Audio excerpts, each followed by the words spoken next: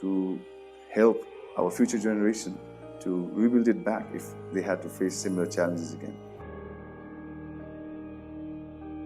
Youth Collab has helped us realize that the businesses and the social enterprise are not built inside a room, but talking to various peoples, explaining, validating your ideas is very important. It is really important for us to partner with the local government because we are working with a very sensitive part of our community. The devastating earthquake of April 2015 did substantial damage to the intangible heritage. Now, in order to reinstate all of those, the old tradition of workmanship didn't work too much. So we need a modern technology, and the fusion of old and modern technology does work nicely. The youths of today are the leaders of tomorrow. So in order for them to be made familiar of this job, we need them to be aware of the modern technology. Whatever I have learned about our heritage and our culture is from our ancestors, my parents and my grandparents. So I believe that just creating a 3D models and maps is not enough. We need to teach our future generations so they would experience it and realize its importance so that their grandchildren should follow their footsteps as well.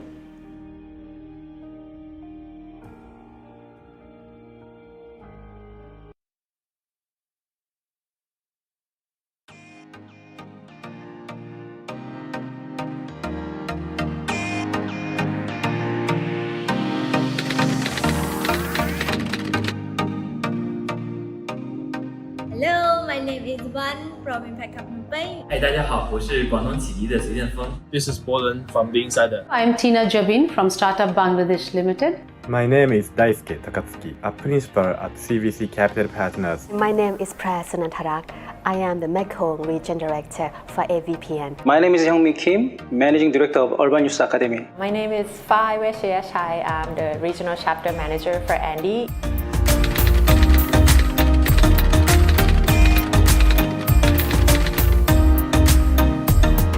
Andy first collaborated with Youth Collab at the first regional youth summit in Bangkok. We felt like we were able to connect with ecosystem actors and policy makers that are working in youth entrepreneurship. That was very helpful for us. As we are a global development organization that we support social innovations in the region, it's really beneficial for us to be also part of the networks of other organizations. I think Youth Collab Network is really one of the most fascinating networks that we can be part of. When we run Youth Collab in Cambodia, first is the incubation programs that we support entrepreneurs in Cambodia, and second is the national dialogue, which include 9 online events during the COVID pandemic. Through our collaboration with the Youth Collab, we have supported business plan competitions as well as youth entrepreneurs through a mentorship program. What we have achieved between the AVPN and Youth Collab partnership is that together we can create a better community, a more responsible business community, especially in the group of social entrepreneurs. The Youth Empowerment Alliance is important because each person or organization has different skills and resources. We can maximize our value through cooperation. 青年呢，他有非常好的激情和有非常天马行空的想法，但是呢，他们缺乏一些社会资源，缺乏一些经验，缺乏一些资金。所以这时候呢，如果联盟能够为青年有激情的青年提供更多的资金、经验、社会价值其他方面的一些资源的对接，更有利于青年做好创新创业的工作。Youth Empowerment Alliance is very important, not just for Bangladesh, but for the whole world. Because the young generation, they are the torch bearers who are going to promote the agenda for inclusiveness, to promote the agenda for tolerance, and also, for a green earth.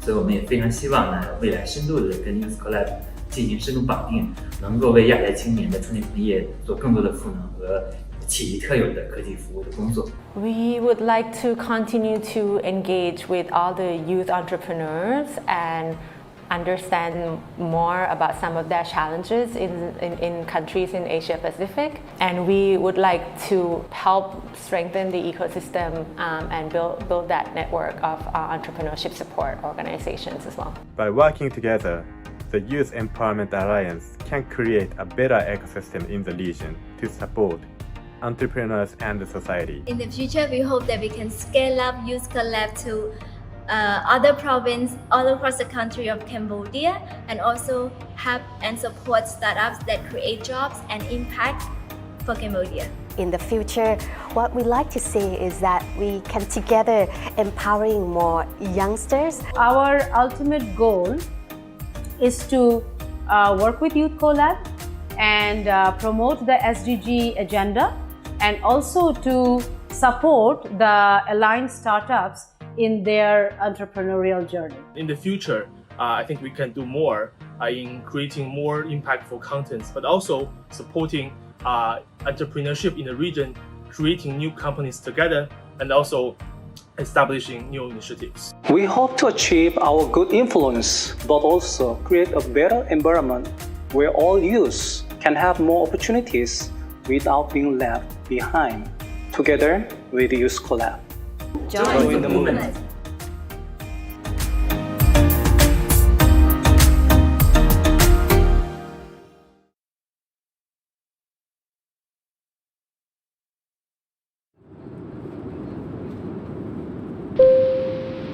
Welcome aboard, travelers, and thank you for choosing Youth Collab Summit 2021. Your flight will be departing momentarily.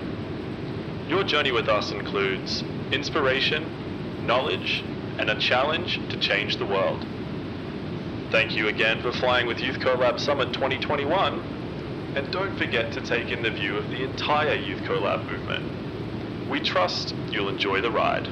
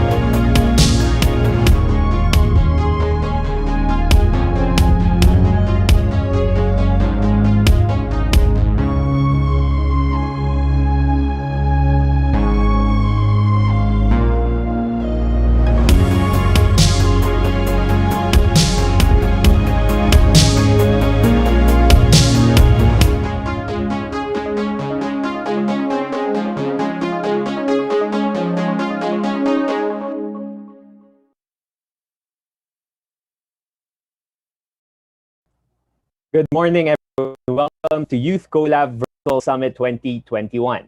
I am Jules Giang, your host for today and tomorrow. On behalf of the Youth Collab team and the entire crew, welcome aboard.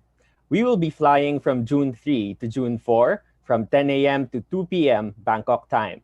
We hope all of you are as excited as we are, for we will be flying together and bring Youth Collab to greater heights.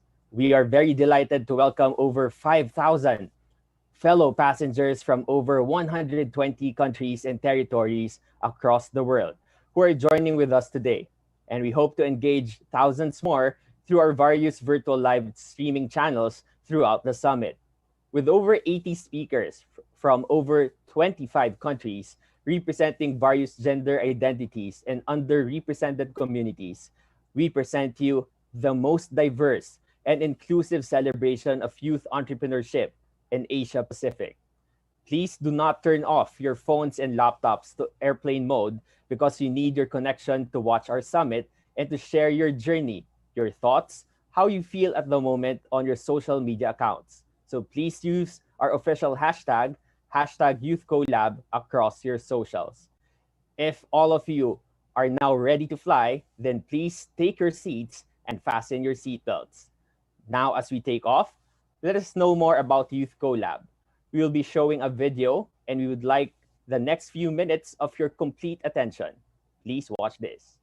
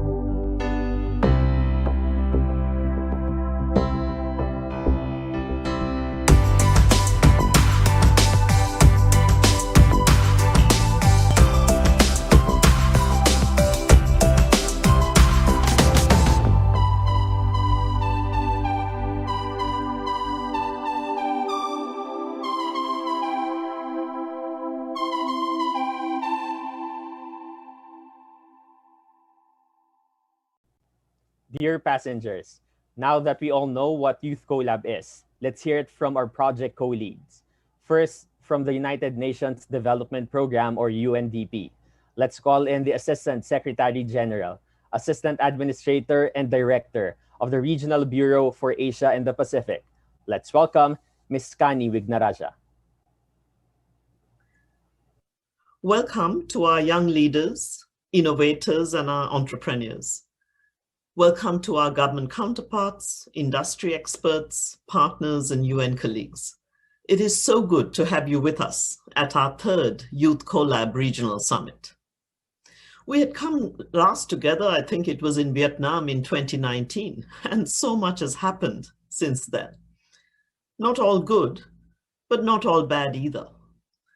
And while everyone got thrown by this global devastation of COVID-19, we knew that no matter the challenge, young people would get back on their feet, use their smarts and their connections with each other to come up with ways to cope, and even to do more than that, to test innovative solutions to respond, to create more spaces to share, and to be an essential part of the recovery. And that you continue to deliver in spades. So it is this belief in the ingenuity and energy of young people that inspired UNDP and Citi Foundation to launch Youth Collab in the first place. It was to empower and invest in you, the young people of our region, to help work through challenges like this and to grab opportunities and keep those sustainable development goals going as our North Star. Now, according to recent research conducted by our Youth Collab, 92% of young entrepreneurs surveyed said they were negatively impacted by COVID-19. 85% had to take actions to shrink their businesses or limit growth to ensure their startups even survive. However, it also showed that while affected themselves, young social entrepreneurs across the region supported their communities in this time of need.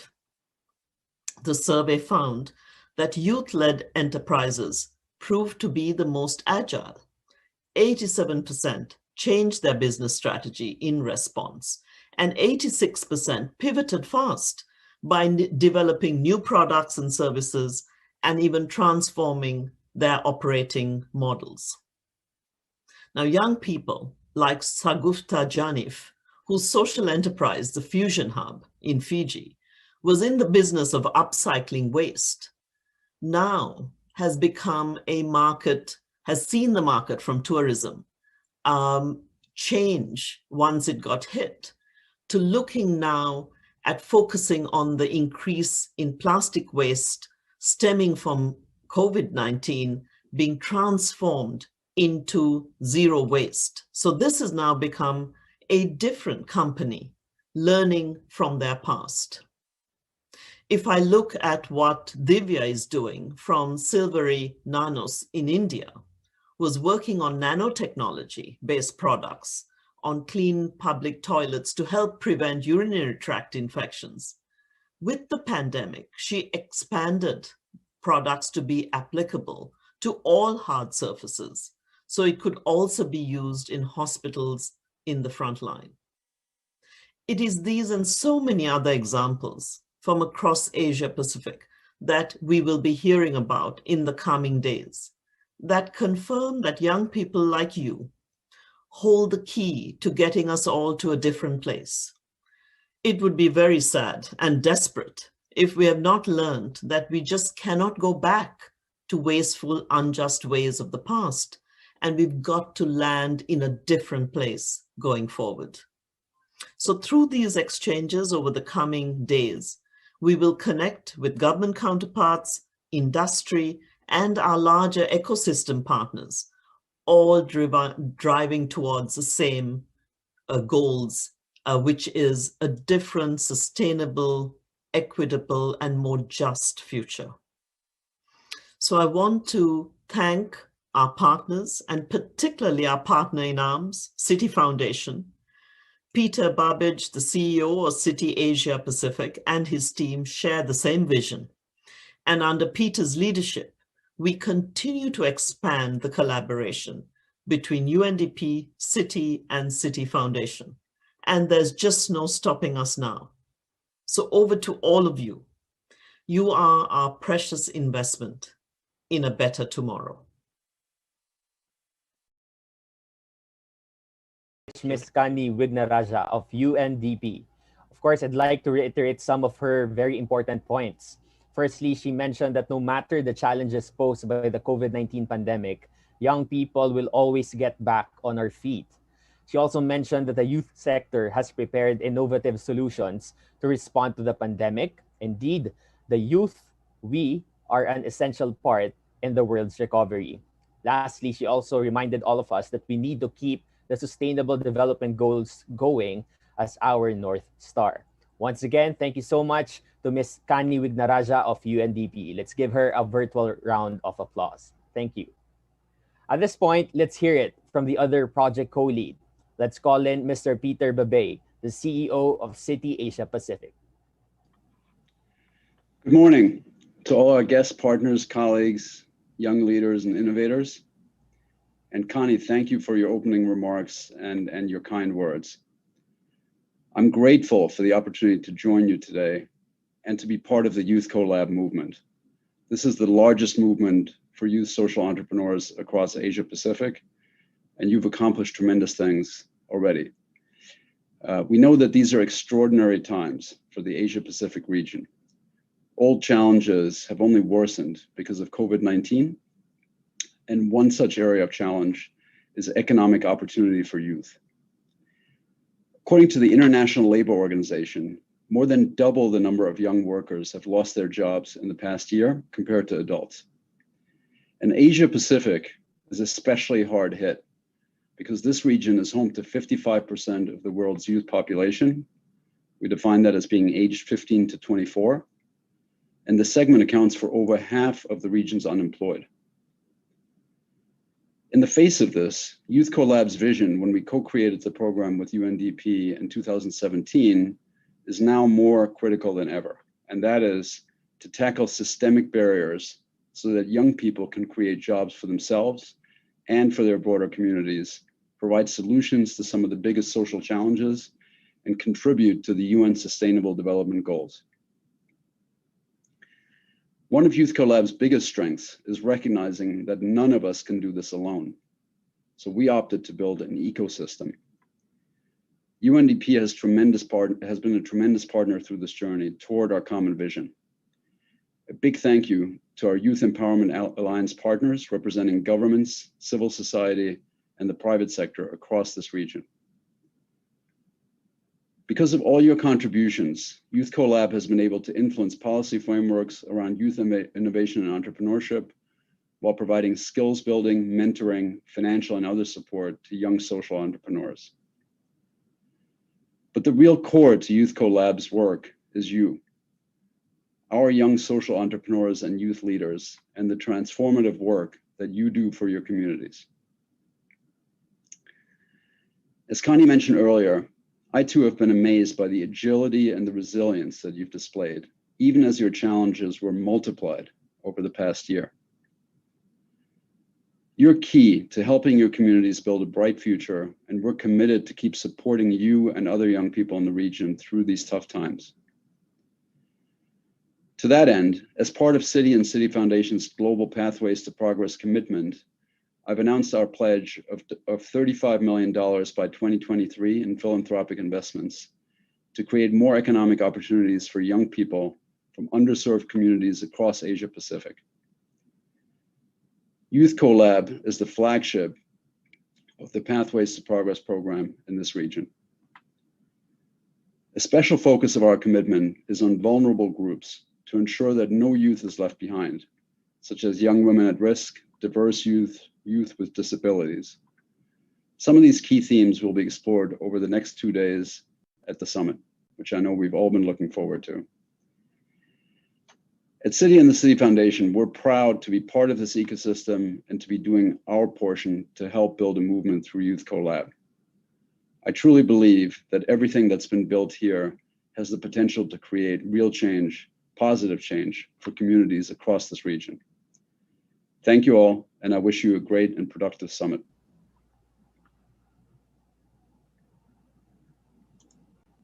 All right. Thank you so much, Mr. Peter Babej of Citi Asia Pacific. Now let's do a very quick recap of his important points. He said that one of Youth CoLab's biggest strengths is recognizing that none of us can do this alone, thus the ecosystem approach we take. He also said that he has no doubt that all of you are the key to helping your communities build back better, and that they are committed to support you and other young people in the region through these challenging times. Once again, thank you so much to Mr. Peter Babej, the CEO of Citi Asia Pacific.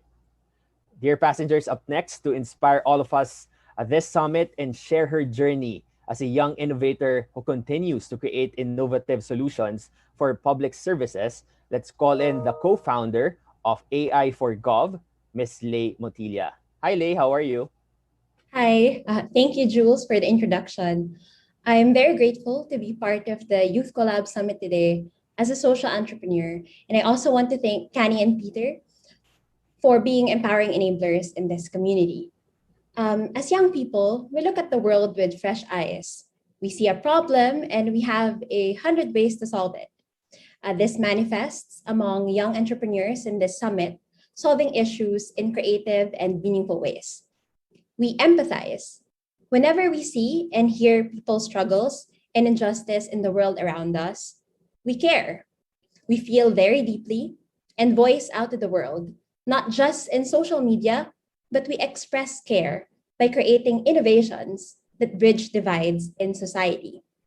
We have an incredible amount of hope that if we try, we can shape the future we want towards a more sustainable one, where we act as forces to balance people, prosperity, and planet. Our fresh eyes, empathy, and hope are also constantly challenged by the context of our sector being young. We do not have enough resources, networks, skills, and experience to shape and create the just and sustainable world we want. We have a giant spirit, but we may feel small. Many of us here did not come from wealthy backgrounds. We're not confident. We are maybe scared that we do not have enough capability to make a social impact. I know I did, but a movement made a difference for me as a young person together with our team at AI for Gov. Our giant spirit was brought to life at Youth Collab when we joined in 2018. And since then, we're on a trajectory of growth. Enablers who open doors are critical in every entrepreneur's journey. Youth Collab for me and for us is remarkably different and special in its role in the ecosystem in Asia Pacific. Why? First, it's youth-led at the core. I appreciate how savvy Joe, Linka, Dinlong, Cynthia, Ellie, April, Martis, Sissy, Aggie, and the whole of the YCL team understand the youth experience in a deeper sense because they too have similar experiences and can identify with the nuances and struggles that our sector has. They listen and act to the needs of entrepreneurs, not in transactional or tokenistic ways, but with sincerity and the resonating energy that we feel whenever they talk to us through all of those emojis. It makes us feel at home in a vibrant community that listens and wants us to succeed. Second, is it's powered by a next generation of enablers. Citi Foundation and UNDP, who do believe in the power of young people, are willing to take a big leap to create pathways in this movement. They're different because they have a lens that acknowledges our vulnerabilities and invests in our capacities. Recently, support was even extended by Citi volunteers from different countries who provided us with focused business mentorship. Which brings me to my third point. Youth Collab plays a very important role in the Asia Pacific ecosystem because it builds a diverse pipeline of social entrepreneurs that are focused to empower women, differently abled, indigenous youth, and marginalized sectors. It gave us space to fail and reflect. It helped us break barriers and brought us a load of opportunities that are otherwise inaccessible to us. And for this, we are grateful. Being youth-led at the core, powered by enablers, and investing in youth entrepreneurs creates a generation of leaders.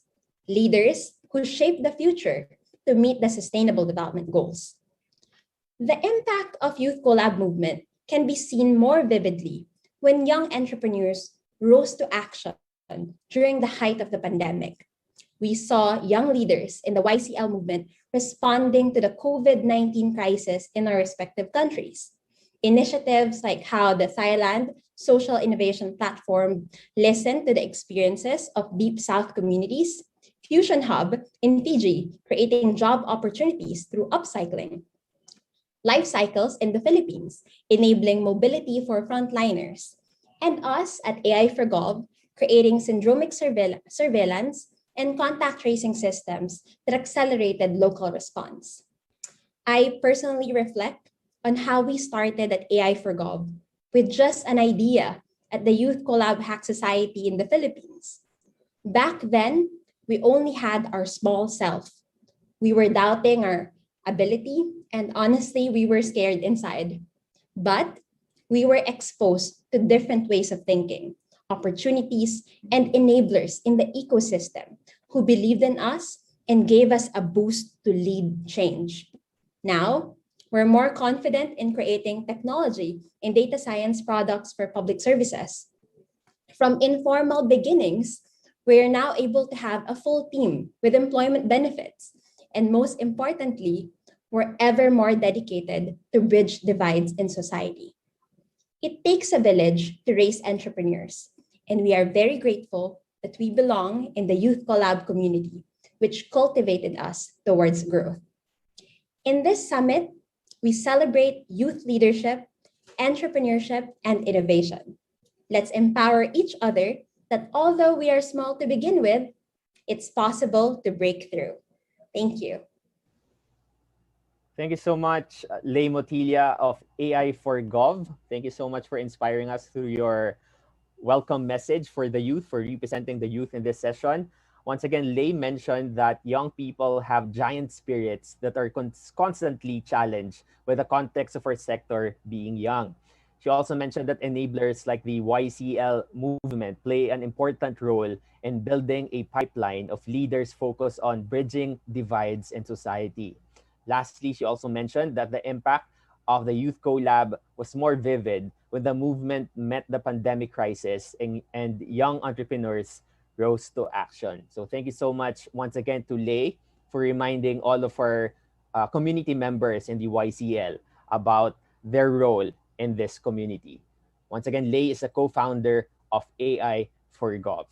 Up next, we proceed to our first session focusing on embracing diversity and growing inclusive startups. We call in our moderator, Ms. Kelin of UNDP Bangkok Regional Hub. We can also call her Linka. Linka, go ahead.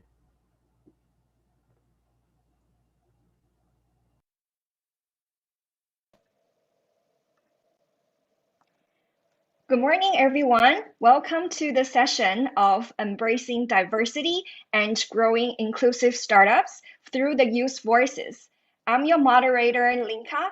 So through this session, we really hope to bring the spotlight to the community of underserved group. And we also want to put ourselves into the shoes of the underserved communities. So to do that, I would like to invite all of you to have an immersive conversation. And I'm sure that all of my teams and colleagues have already shared the Mentimeter link in your live stream platform. So please follow the instruction to the Mentimeter. And once you are there, put on the code and start answering your question. So I will just give a few minutes for all of us to join this immersive discussion. So once again, when you can, open the link of menti.com and put into the code, and also try to answer the question that's already been shared on the screen. So I can already see the answer coming up. So the first question is, based on your national context, which of the following categories describes you the best?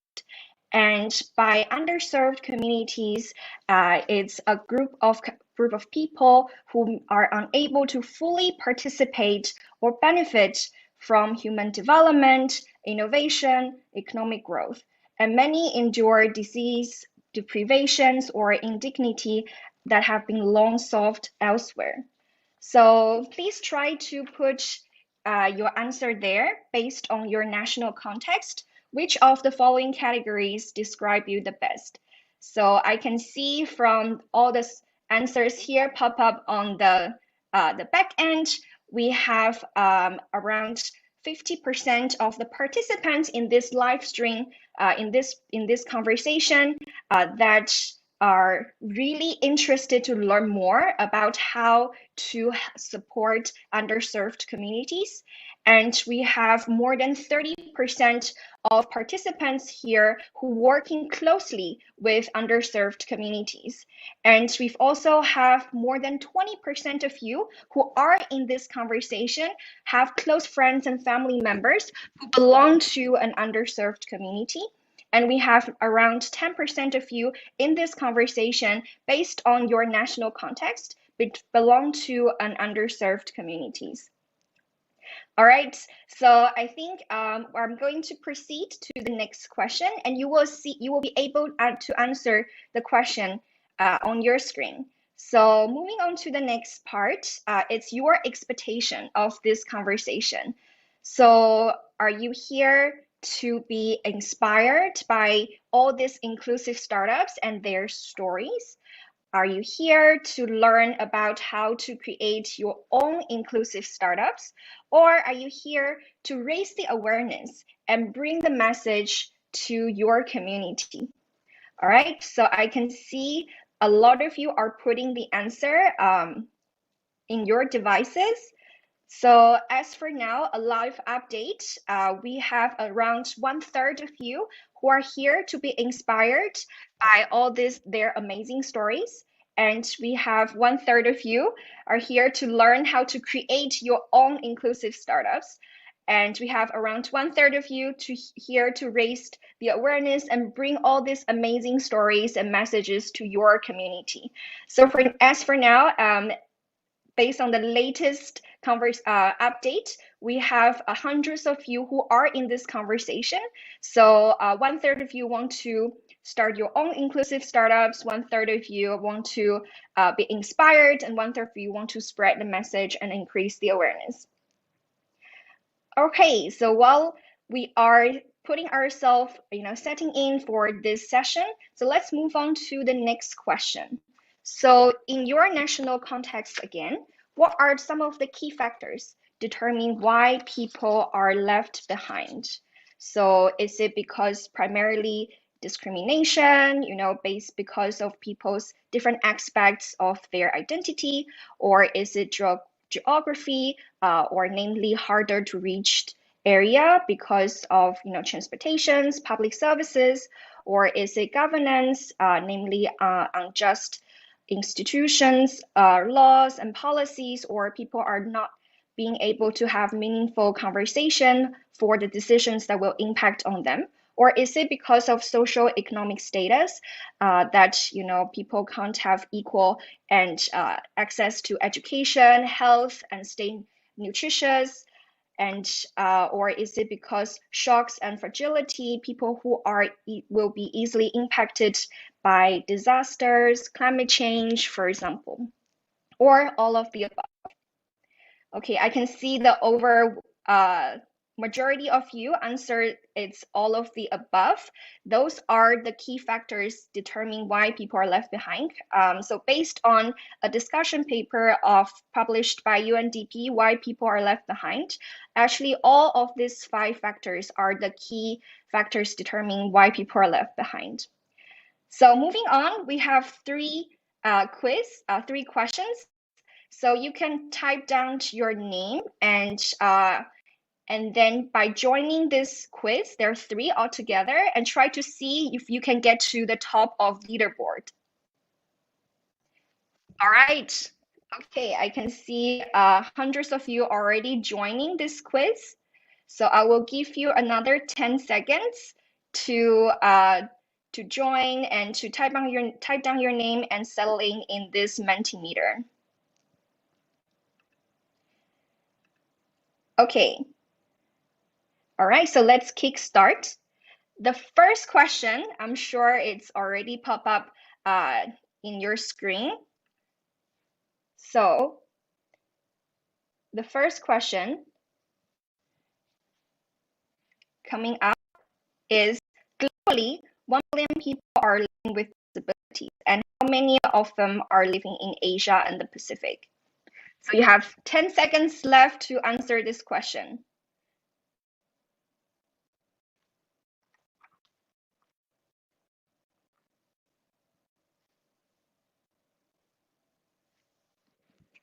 Right. So the correct answer is 690 million, and around 46 of you answered it correctly. And the next question.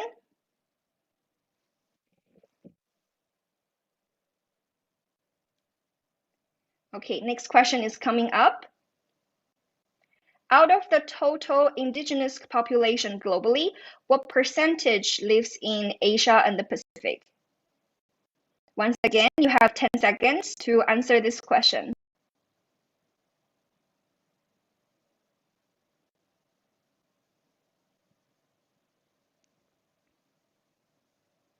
All right, we have most of you got it right. We have the right answer is 70% of the indigenous population lives in Asia and the Pacific. Now, moving on to the last question of this quiz.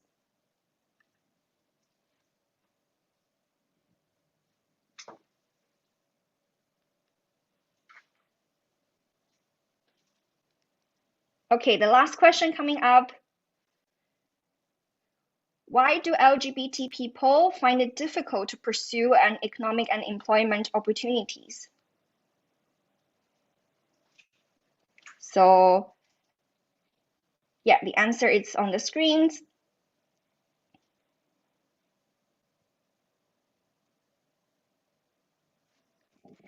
Right. So it's the right answer is all of the above. Most educational and legal entity documents do not accommodate description of LGBT people. A number of companies and organizations are not willing to employ LGBT people, and because of the violence and discrimination they face, and some of them have to leave school earlier with fewer qualifications. All right, so that's a quick quiz. So from my side, I can see from the leaderboard here, the person who got it all right and have the highest score is Huang from Vietnam and Akash from India. So congratulations for all your active participations. So without further ado, let me invite my fellow speakers for this fireside chat on, youth voices to embrace diversity and growing inclusive startup.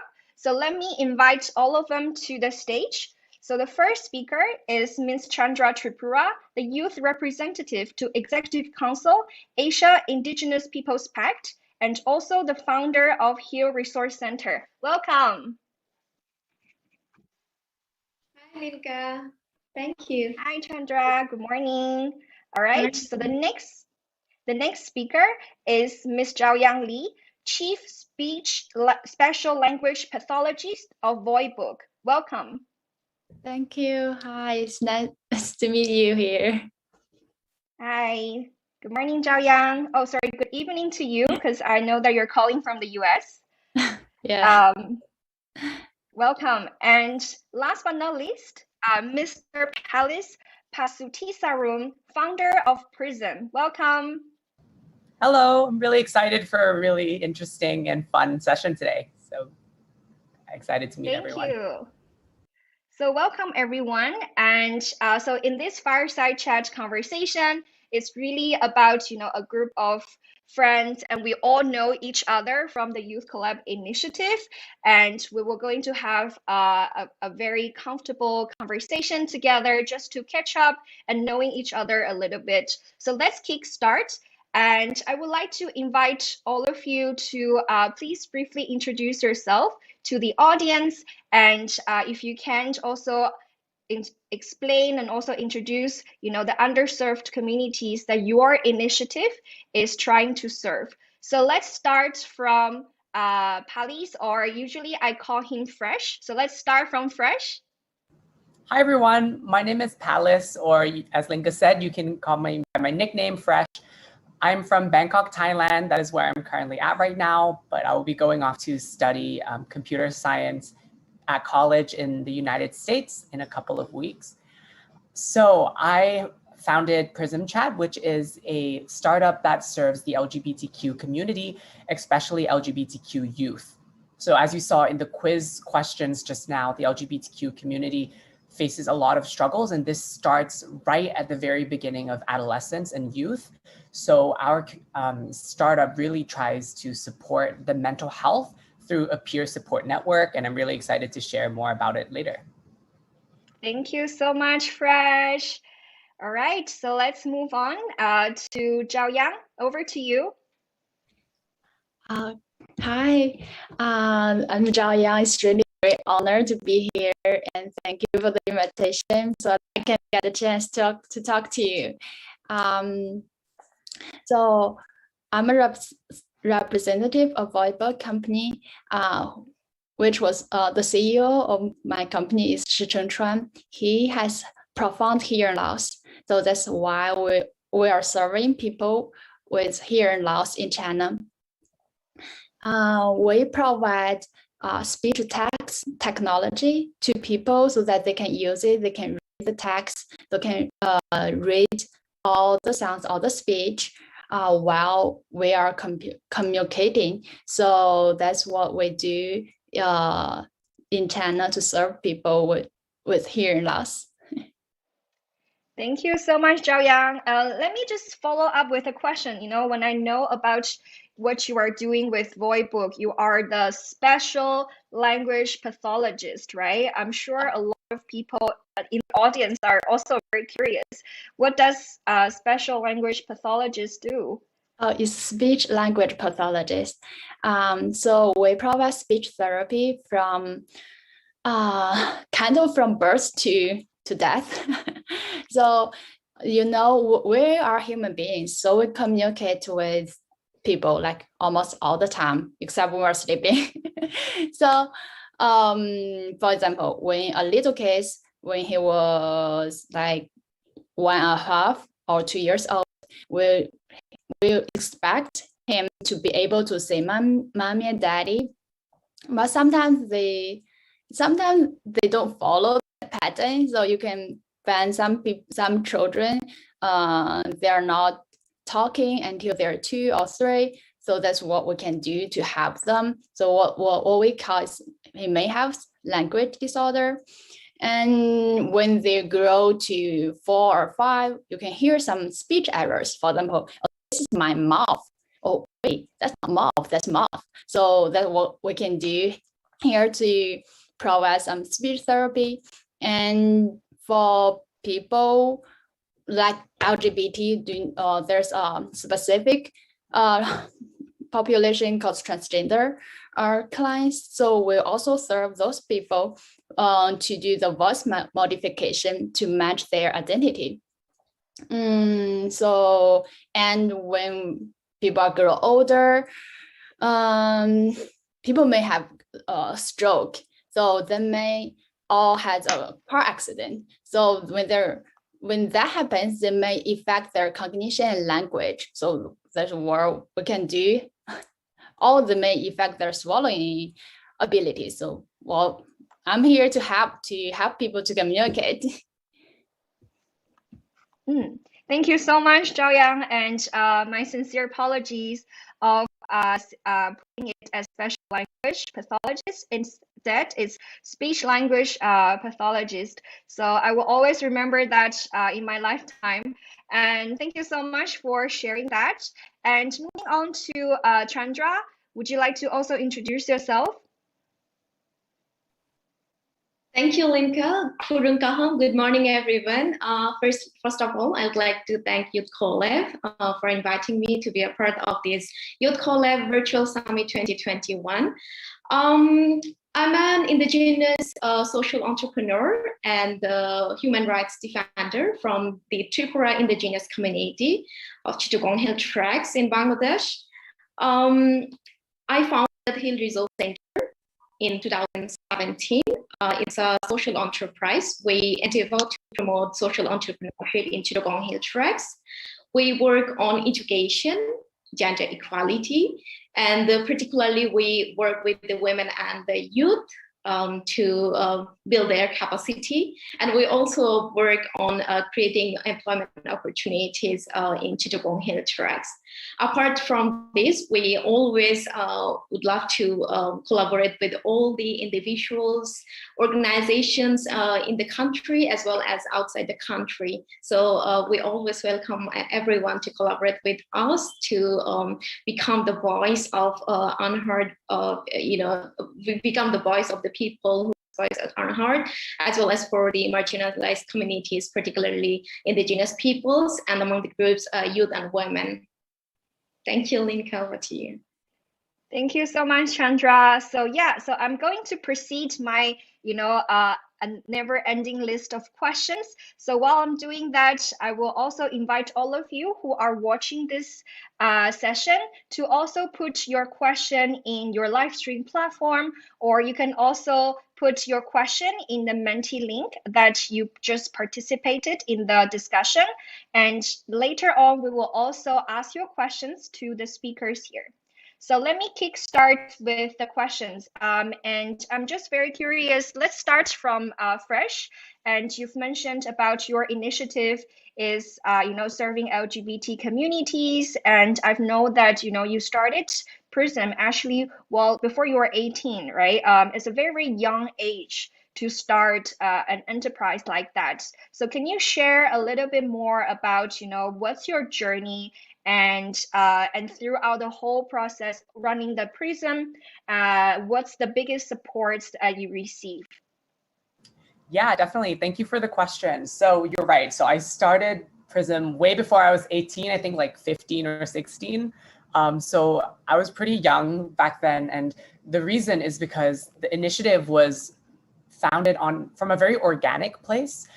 So I was not hoping to, make a lot of money or like become famous or anything like that at all. It was definitely, I wanted to help a community knowing, the community that I know and in the way that I know how, because I have recently been through, the struggles of being an LGBTQ youth.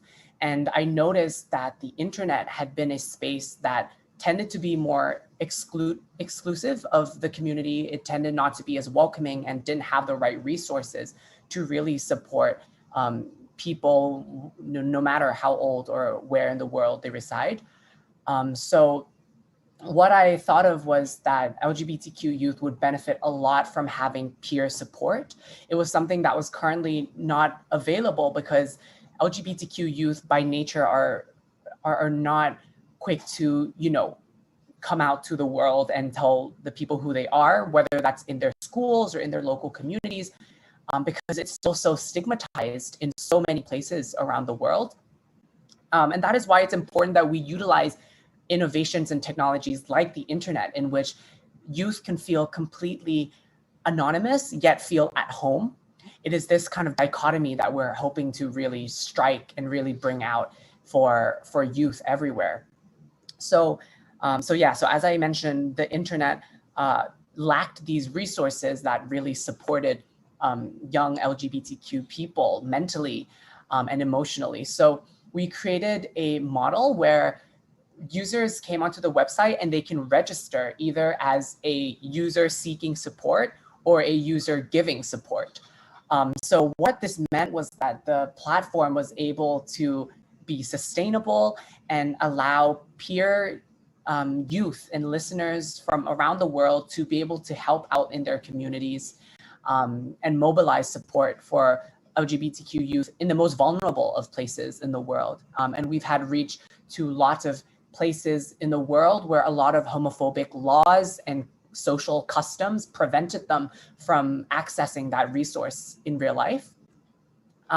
And in regards to your question of, what was the support that was most critical, I think definitely has been the interactions with my fellow social entrepreneurs, because I think that at first, when I came up with Prism, I really did not know what running a business meant.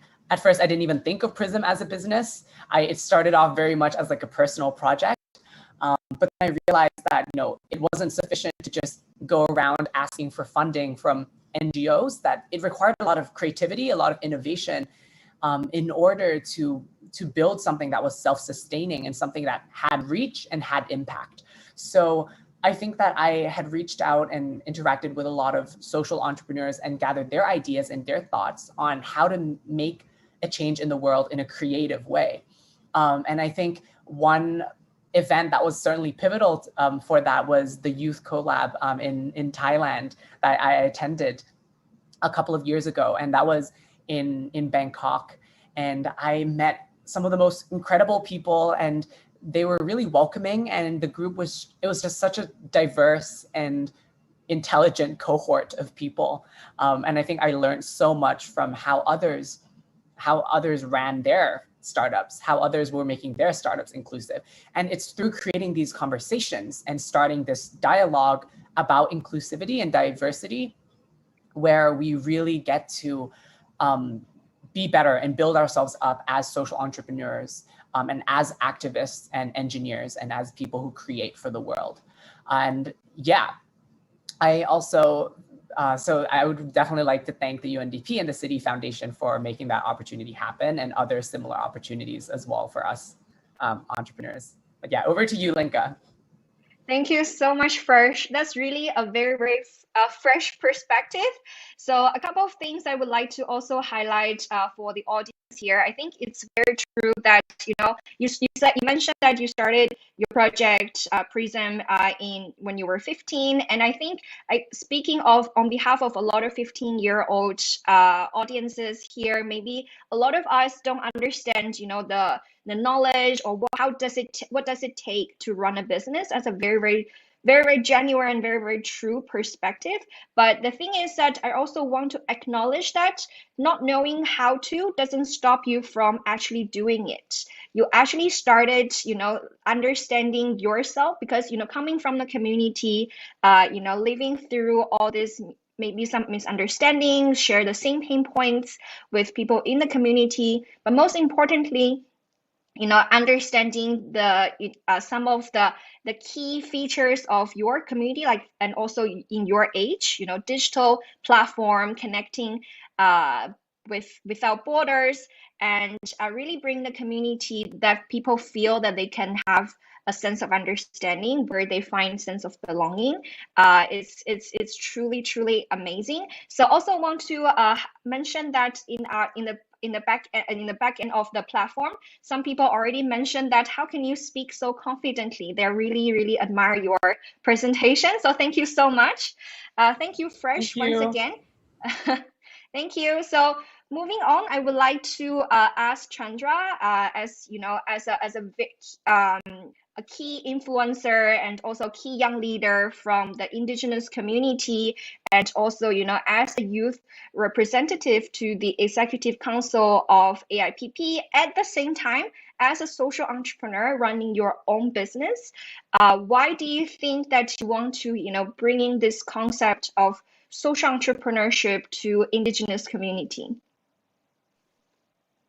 Well, I have grown up in a society where people always dream for go for the private job or public job, mostly public job. But being a marginalized, member of a marginalized community, indigenous peoples always deprived from different kind of opportunities, in be it public jobs, private jobs, and also in different sectors. So we have discrimination in all levels. So why in entrepreneurship, if I start from my journey, I always started with the dream that I will become these things, I will become these things. So in different phases, I have dreamed several, of several jobs, being a just as like other indigenous youths or other indigenous member. So, but at one point, I realized that indigenous peoples have a rich and diverse, culture, and we indigenous peoples have a spatial and the spiritual connection with our forest, with Mother Nature, with the biodiversity, and of course, we all know that indigenous peoples contribute most in the biodiversity and natural resources of the world. So first thing is we have to recognize our natural, our traditional knowledge of indigenous peoples that need to be recognized by the government, by the state as well. So it is the social entrepreneurship who can contribute a lot in the indigenous peoples movement, because most of the indigenous peoples, areas in Asia or outside the Asia in other regions, those indigenous peoples areas are known as tourist spots. And we are, obsessed, the state and government and then corporates are obsessed by the, promoting corporate tourism, which is actually bringing problem in our locality, in our community. Due to the corporate, tourism, we face different kind of communal attacks. We often, counter different kind of violence, especially against the women. We have, evidence of rape and different kind of violence and discriminations in those areas, particularly which are known as a tourist spot. And of course, tourism, the traditional or corporate tourism often brings that prostitutions in the community. So these kind of things always came in my mind that we have to do something to beat this corporate tourism. So social entrepreneurship is something you can create employment, self-employment using traditional knowledge, which will be a part of promoting traditional knowledge and to contribute to the indigenous peoples movement to recognize the traditional knowledge of indigenous peoples by the state, as well as create opportunities, different kind of opportunities, because we have, we experience corruption.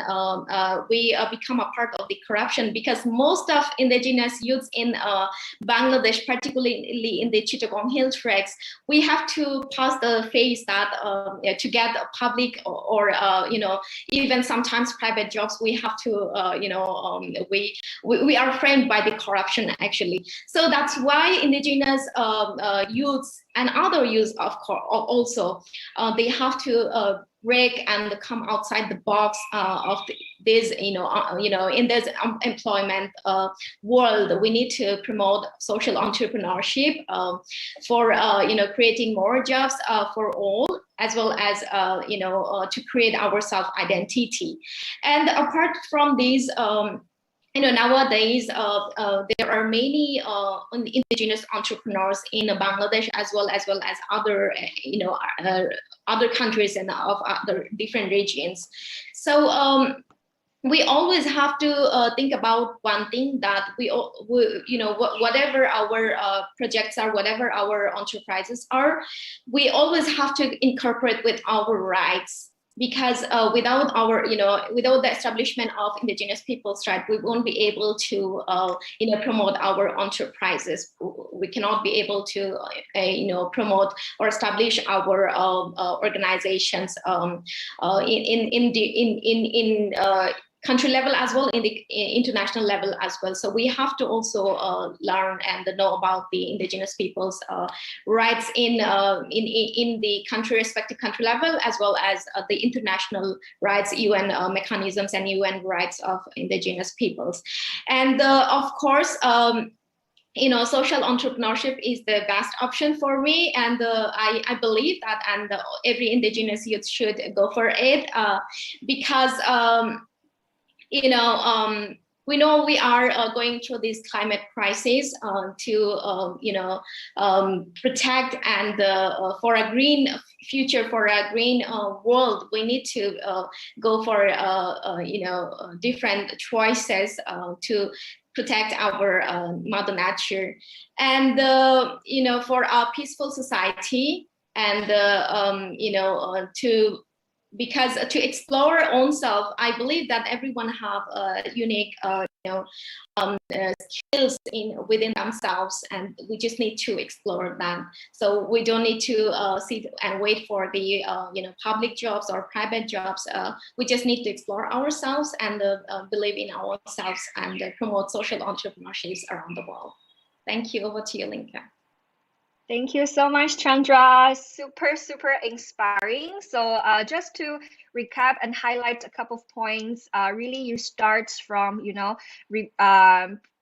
understanding yourself, when you're young, how do you see yourself, what's the future, and also recognizing that, from indigenous community, that, all of you are born with rich traditional knowledge, a lot of rich resources, and how do you combining and connecting your future self and future of the community together with a lot of traditions that you also inherit from your community as well.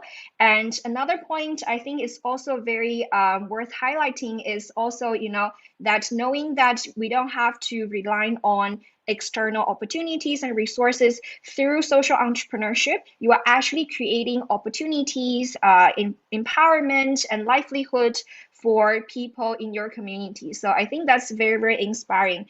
And I've already noticed that there are a flood of questions so that people wants to follow up to you. So I will come back to you later.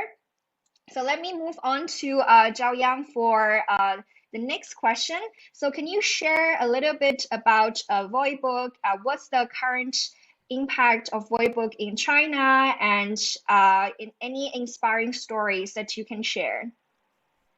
Okay, so from the data, there are around 72 million people with hearing loss in China, and currently nearly 1 million people with hearing loss had benefit from from our products or the application voice book, and they've been using in their daily life. So that's a lot of people are like, this application really helps them. As I mentioned, we provide a live captain system, so they can read the text so they know what's going on. And also we're also providing this system to the special education schools so to match our subject, no child left behind. So for people with hearing loss, especially students with hearing loss, they sometimes, even though they have the cochlear implant or the hearing aids, they may still missing some key information or missing some information so that they may not following up. So if just by the verbal input, so based on the teacher's feedback, is a difference. There's a difference in their midterm test or final term test. So they think if the verbal input plus the lab captain, so they're getting the visual cues and the verbal at the same time. So the students are improving in their academic life. So that's it. So I'm really glad that we're there to help the students with hearing loss in China. Right, thank you so much. And I think in the VoiceBook app, the platform, so far you have around 1 million users. Am I correct? Mm-hmm. Right, that's helping 1 million users with hearing loss in China. So through the VoiceBook. So thank you so much, Zhaoyang, for sharing. And so I've accumulated, I think we've accumulated a list of questions from Fresh. And I believe a lot of them are also currently studying in the university, very similar to you. And then a lot of them find your sharings and stories super relatable. So I think the first question that they're asking is primarily around, about your study and the projects that you are doing. So from two perspectives. So the first perspective is more about how do you see how do you relate the major that you are studying and the project that you're running. So as you mentioned that you're studying computer science, right? And how does it relate to Prism Chat? And the second question is how do you balance in studying and then running? These are two full-time things, right? How do you balance these two things? Yeah, those are great questions. Thank you so much.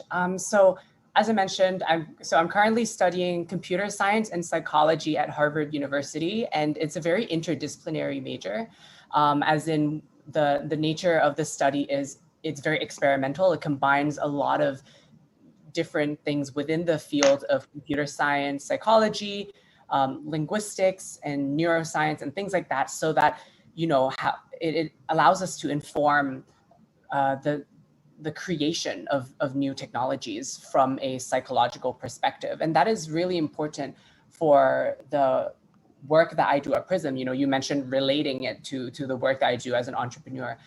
The major that I'm currently pursuing allows me to really consider, how can I make a digital product that serves the best interest of a psychologically vulnerable community. And I think that this definitely allows me to find out a lot about how, to perform, for example, research in psychology about LGBTQ youth and the sort of struggles that they're currently facing right now, and how best to resolve, support, or remedy these struggles and hardships that are currently experienced by the youth. And I think that so as university students, I think it's always a good idea to consider how these academic opportunities can be applied to the work and the entrepreneurial ideas that we generate, because I do think that they often go hand in hand. And another point I was also going to bring up was, I think take the opportunity to learn as much as you can about other fields, even things that are completely different from your own. I think these interdisciplinary academics are one of the best ways to really foresee new and innovative paths to go down as an entrepreneur. So for example, I've taken like a gender studies class, and I think that has really allowed me to learn more about this community, this marginalized community that I'm aiming to serve. And as for the other question of how to balance it, I think this is definitely tricky, and it depends on each person and depends on how rigorous their university coursework is as well.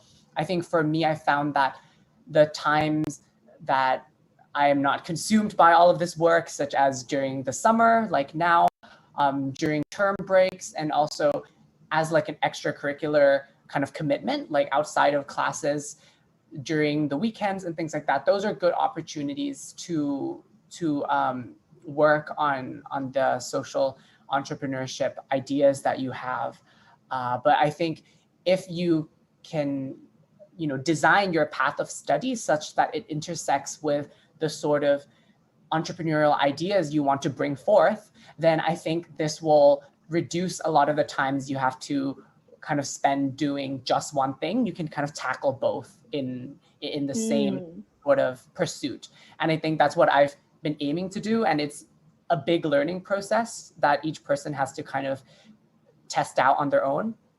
But I think it's certainly a very worthwhile thing to try to combine both the academic life and also the professional and the social impact life that we lead. Right. Very, very good point. So everything that you are studying, everything you're learning, you can actually apply to the prism that you are running as well, right? The computer science, the psychology studies, and also, some of the curriculum that you choose, for example, gender, that you can actually apply immediately to the initiative that you are running. So when you are starting, when you're learning, it's not just, it's not a separate thing. Everything are all interlinked. Right, so a very, very good point. Thank you so much for sharing that. And moving on to Chandra, and one thing that I keep noticing, across all the live stream platforms, there's one question that comes up super frequently for you specifically. So what's the most, during your initial time of setting up the business, what's the most difficult challenges that you faced? Thank you, Linka, and everyone for these amazing, questions. Well, being a member of indigenous peoples, we always lack access to informations. We always lack different kind of opportunities. Even I have studied, in Dhaka, which is the capital of Bangladesh, but still being indigenous, I always face challenges in my life, in all stages of my life. And also being an indigenous woman, that's triggered more my challenges. So when I thought about starting this social enterprise in Lizo Center, I didn't actually thought that I will be doing this kind of social entrepreneurship. Even I didn't actually have enough information or knowledge about social entrepreneurship in 2017, to be very honest. But I always believed in myself that I have that creativity in myself, and I can sense that. And since I'm a traditional dancer, I always, try to play with all the things we have, in indigenous people's culture and outside as well. So the first challenge I faced is for being a woman, because we have this taboo that in the society that women cannot handle business. Yeah, and yes, I'm handling business in Chittagong Hill Tracks, and I believe that we are doing well. We're doing great, actually. We're shining, and people are appreciating now. So that was my biggest challenge, that people are, when I started, people, started saying, okay, you are graduated and you're going for this, and you are starting something which is really challenging for you, for being women as well as for being indigenous, because we lack, asset, and we lack financial support as well. So that was coming from different people in the society, but my family was always there to support me. They believed in me. In fact, my father actually supported a lot in this throughout the process. So that was the biggest challenge. And the financial thing, of course, I didn't have enough money to start this. So I had to start with very little amount of money. And of course, I took support from one of my uncle who also works at UNDP, UNDP HTTF. So that was my challenge because I could not connect that, because I was hesitant that even if I go approach him, if I will, if I will have, support from him or not. And even if I didn't get from him, I will always believe that I will even start with a single penny, at least. So that was a huge challenge for me. And the place I'm running my social enterprise center now is not my birthplace. So we have 3 hill district in Chittagong Hill Tracts. I was born in Kagachori Hill District, but this social enterprise is Rangamati Hill District, which is 3 hours away from that place. So by bus. So that was another challenge for me because I don't actually know much about this area, about this district, and the people, how they will accept me or or not.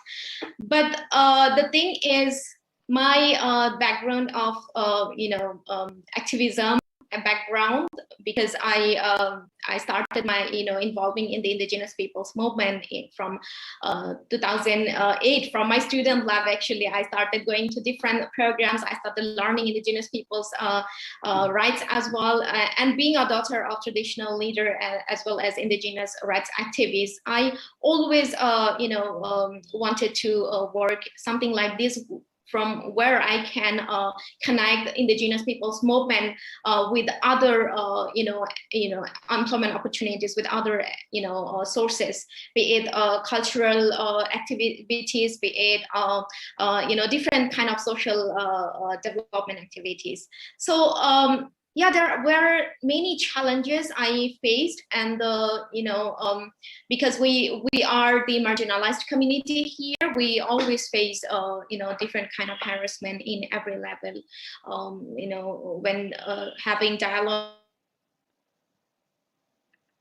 organizations from the marginalized communities, as well as in the national level, we have very little access to everything from opportunities or informations from the national level, from the government, from the state.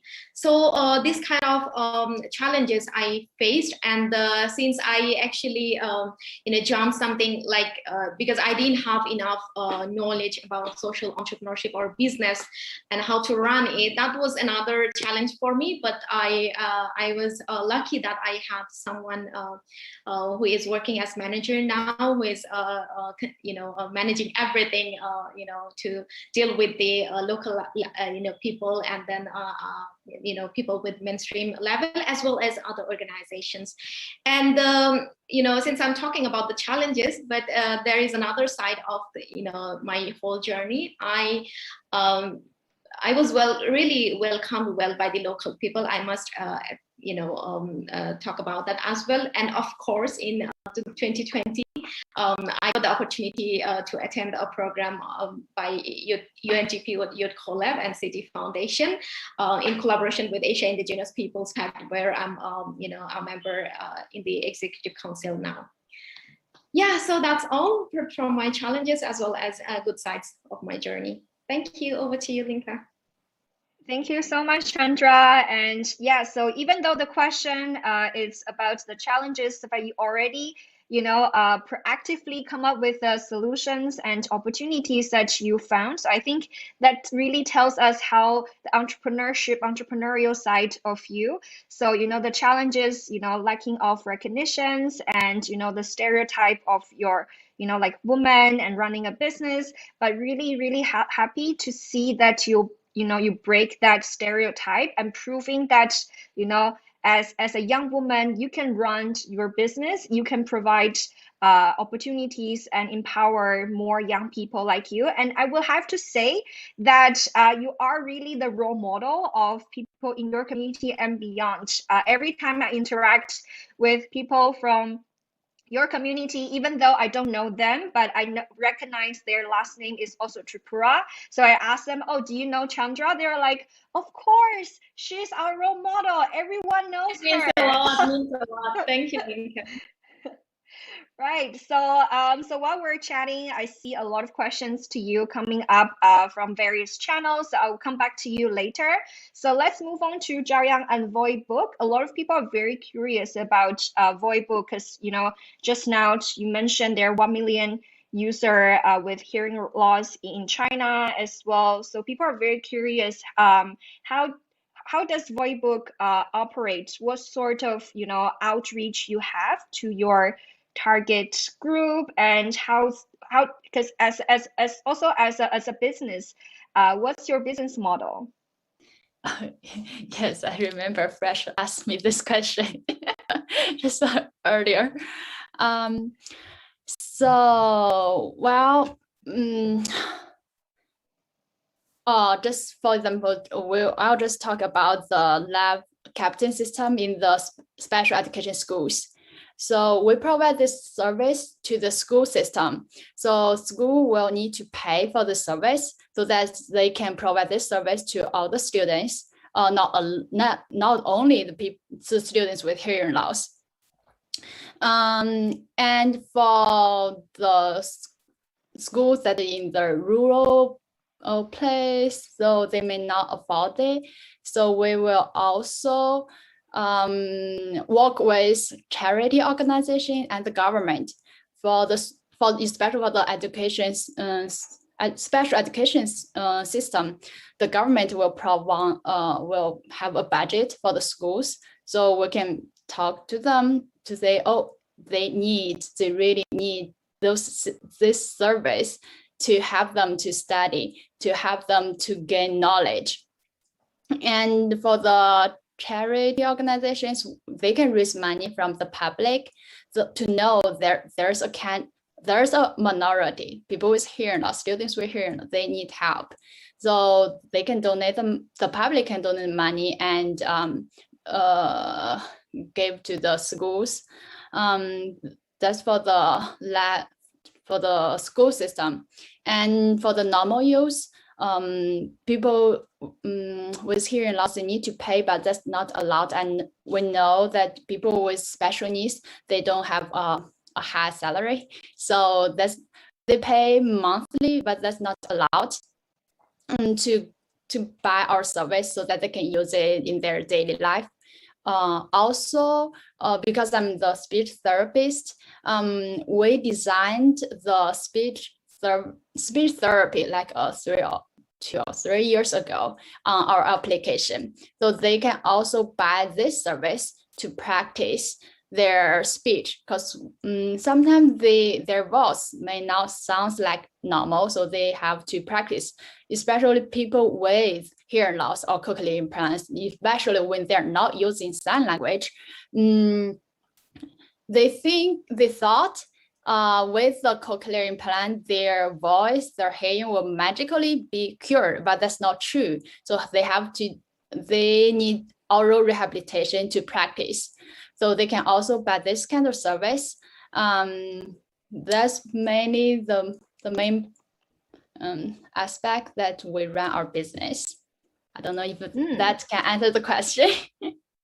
Yes, definitely. So really working with schools. So imagine that you're sitting in a classroom, and regardless of you are having hearing loss or not, so all the classmates, they will be able to see, it's like a subtitle of what teachers are saying, right? That's so working with schools, right? And then from there, also have people who have like member of the platform, and they pay affordable price, and then so I'm also providing speech therapy to your clients, right? Very comprehensive services. It's like a one-stop shop for people. Either you want, if you're students, or you need it for daily use, or you want to improve, you want to have speech therapy. So you have everything through VoiceBook. So thank you so much, Zhao Yang, for sharing. So moving on, there's actually very interesting question coming from both YouTube and the event platform that I also want to highlight. And this is probably one of my favorite questions. And thank you for those who are asking these questions. So it's really about building trust.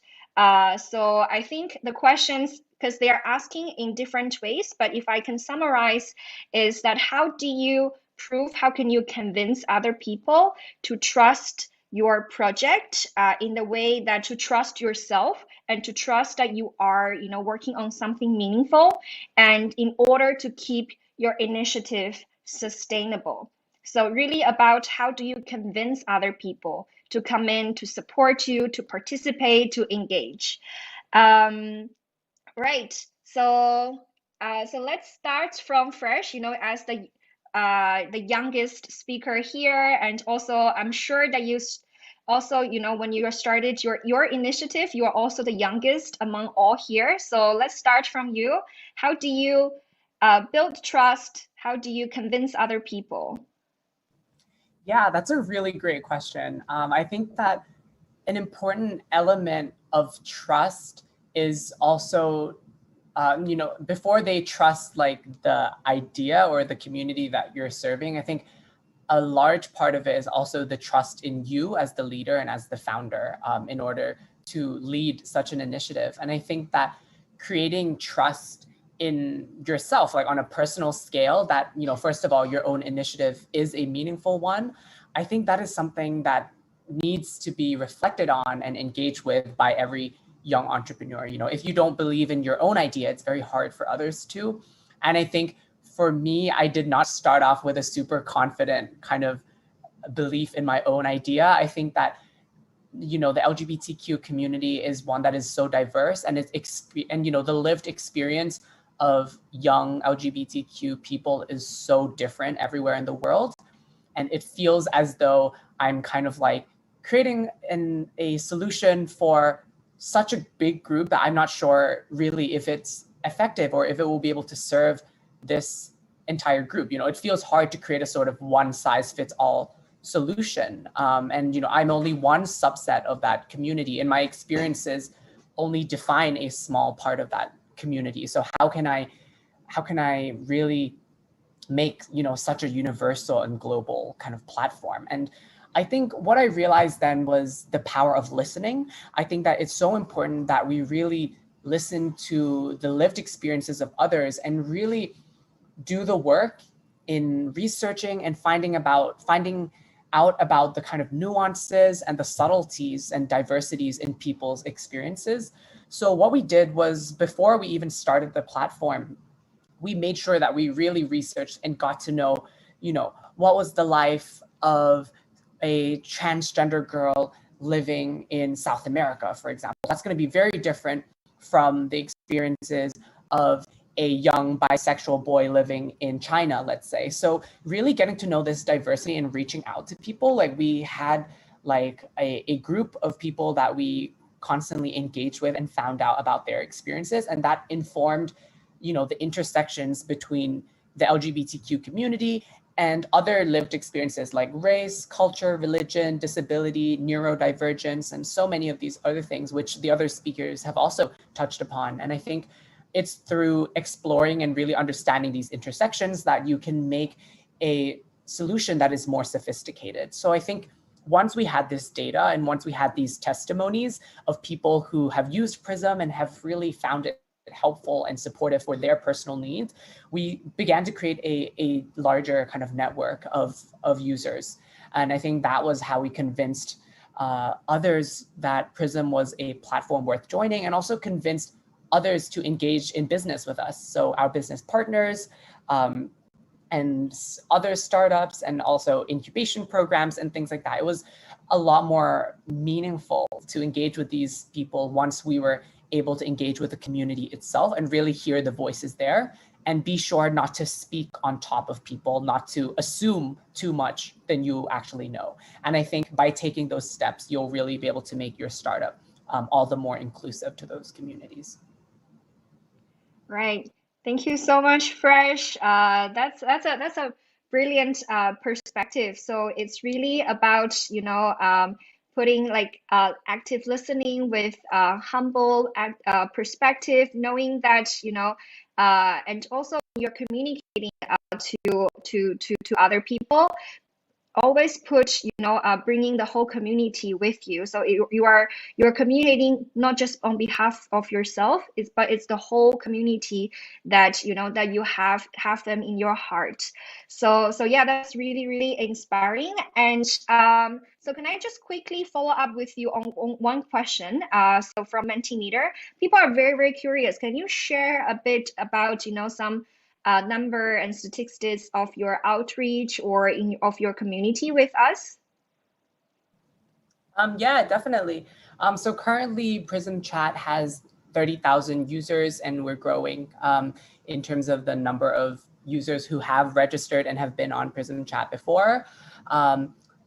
We also, so a large number of those users are also active users who are frequently engaging on the website.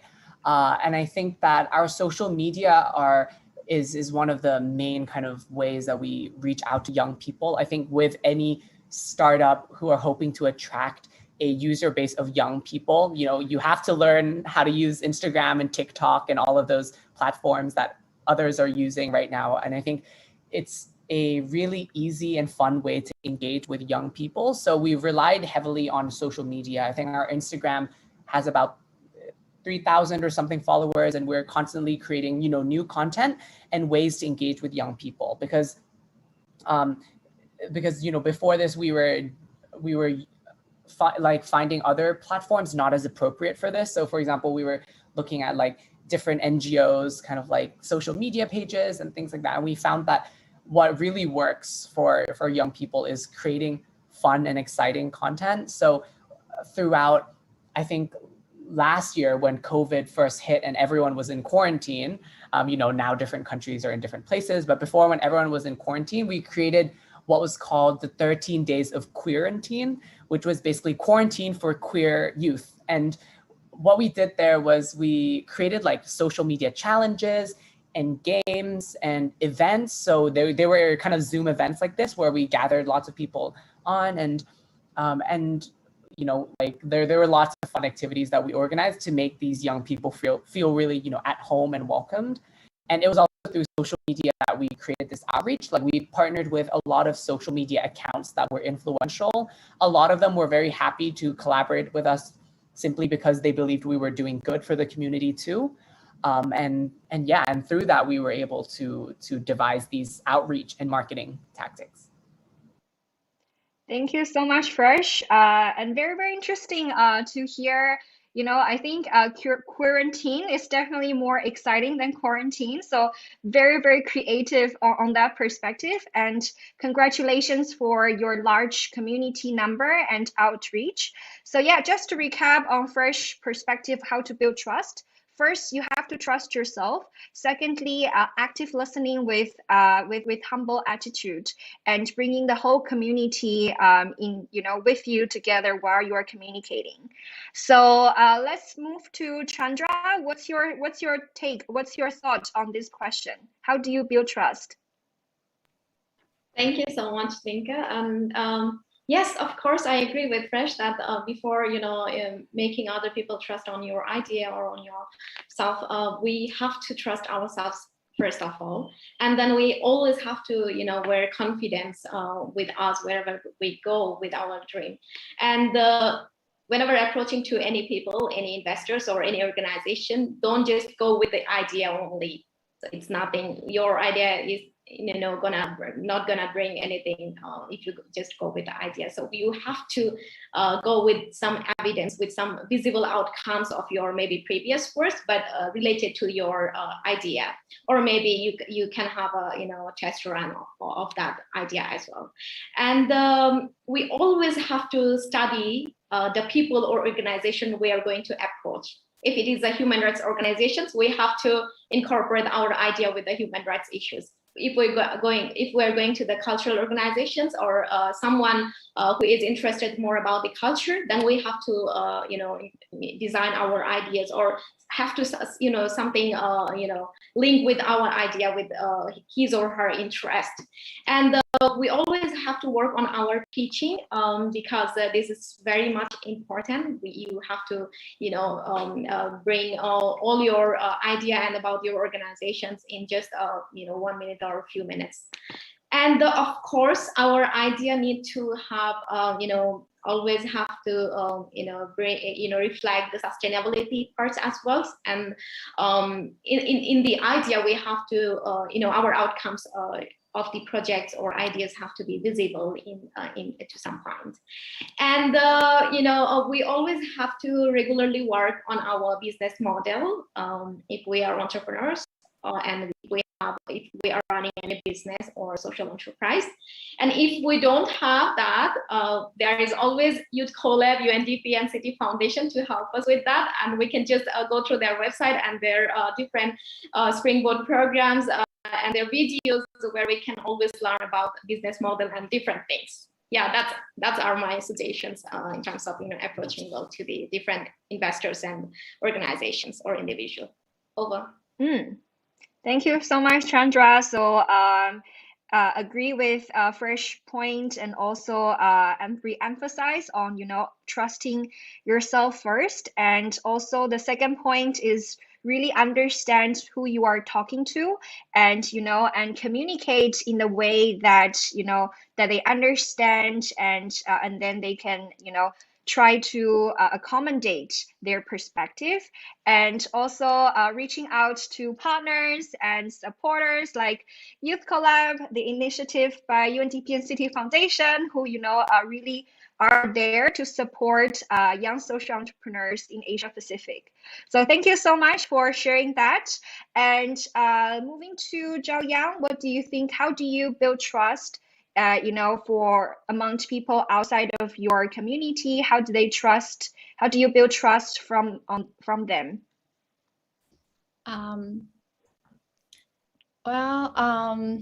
The first one, I really agree with Fresh and Chandra. They are both mentioned to build to trust myself and to give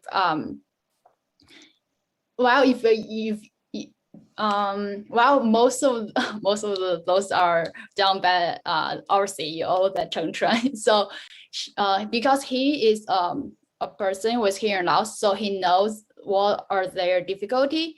So he knows what all those students what difficulty are they are like facing in their life, in their studies. So and we can judge a person by looking. I know sometimes we don't judge people judge a book by its cover, but people do judge by their voice. So if I talk with kind of accent or like with the feature of him lost, they will know, well, you are a people with special needs.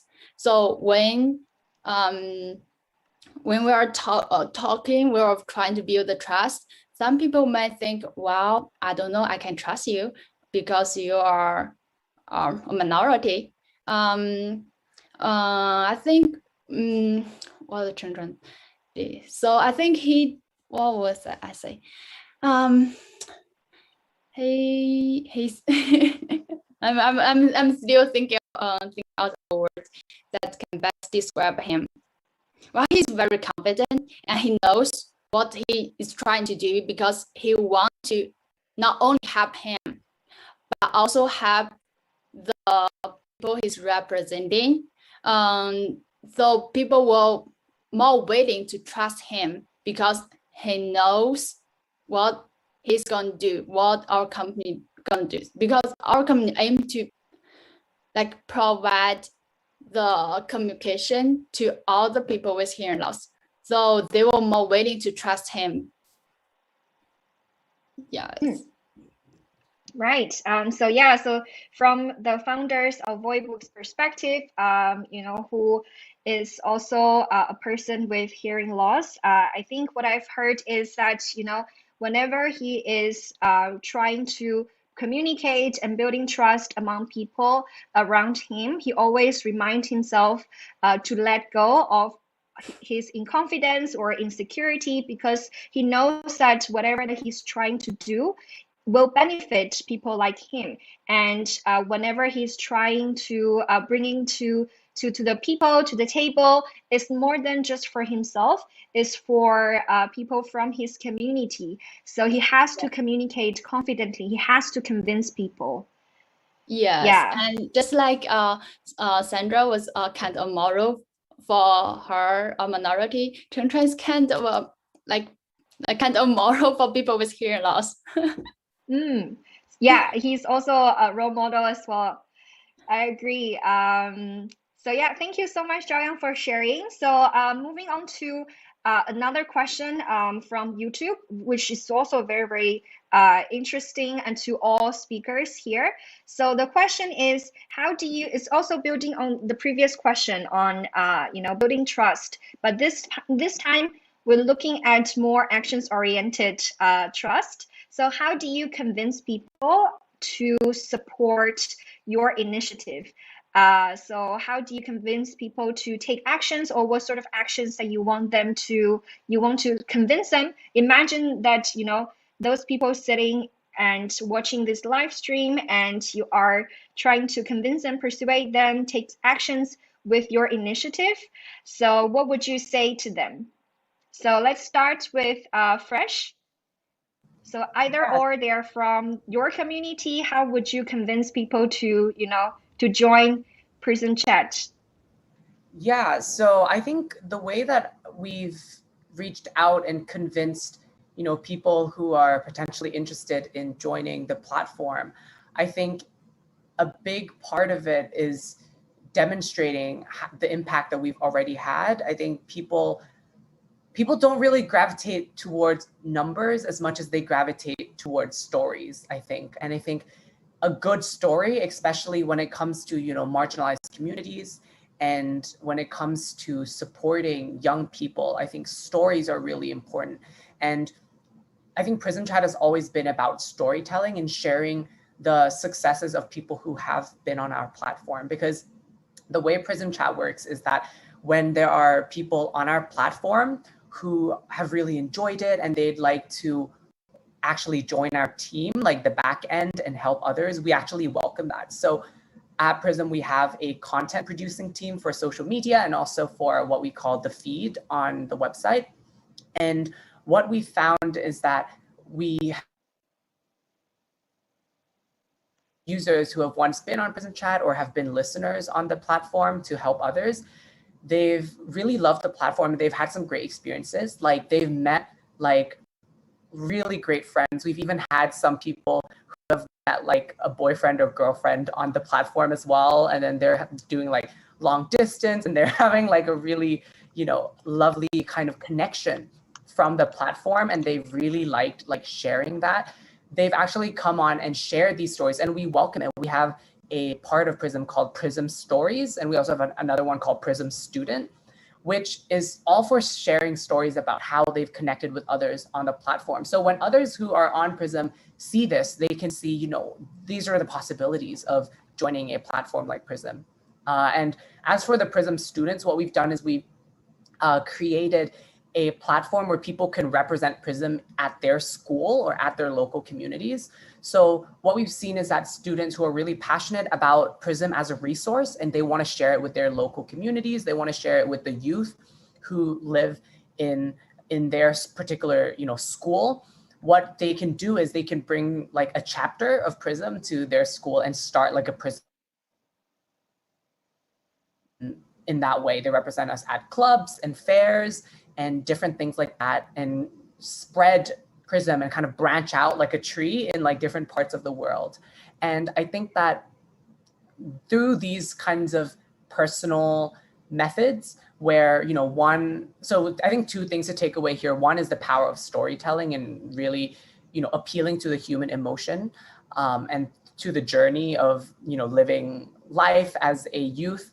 I think that's really important. And the other thing to take away, I think, is also how do we allow our users to feel like they're in control of our initiative too, right? Because when someone's on Prism, they're not just a user. They also have the possibility of bringing it to their local community, of reaching out to us and collaborating with us. We're very open because our community is not super large. So that's how we're still able to retain some sort of contact with our users and make them feel really welcome and that they have a space, like a true kind of space in the platform.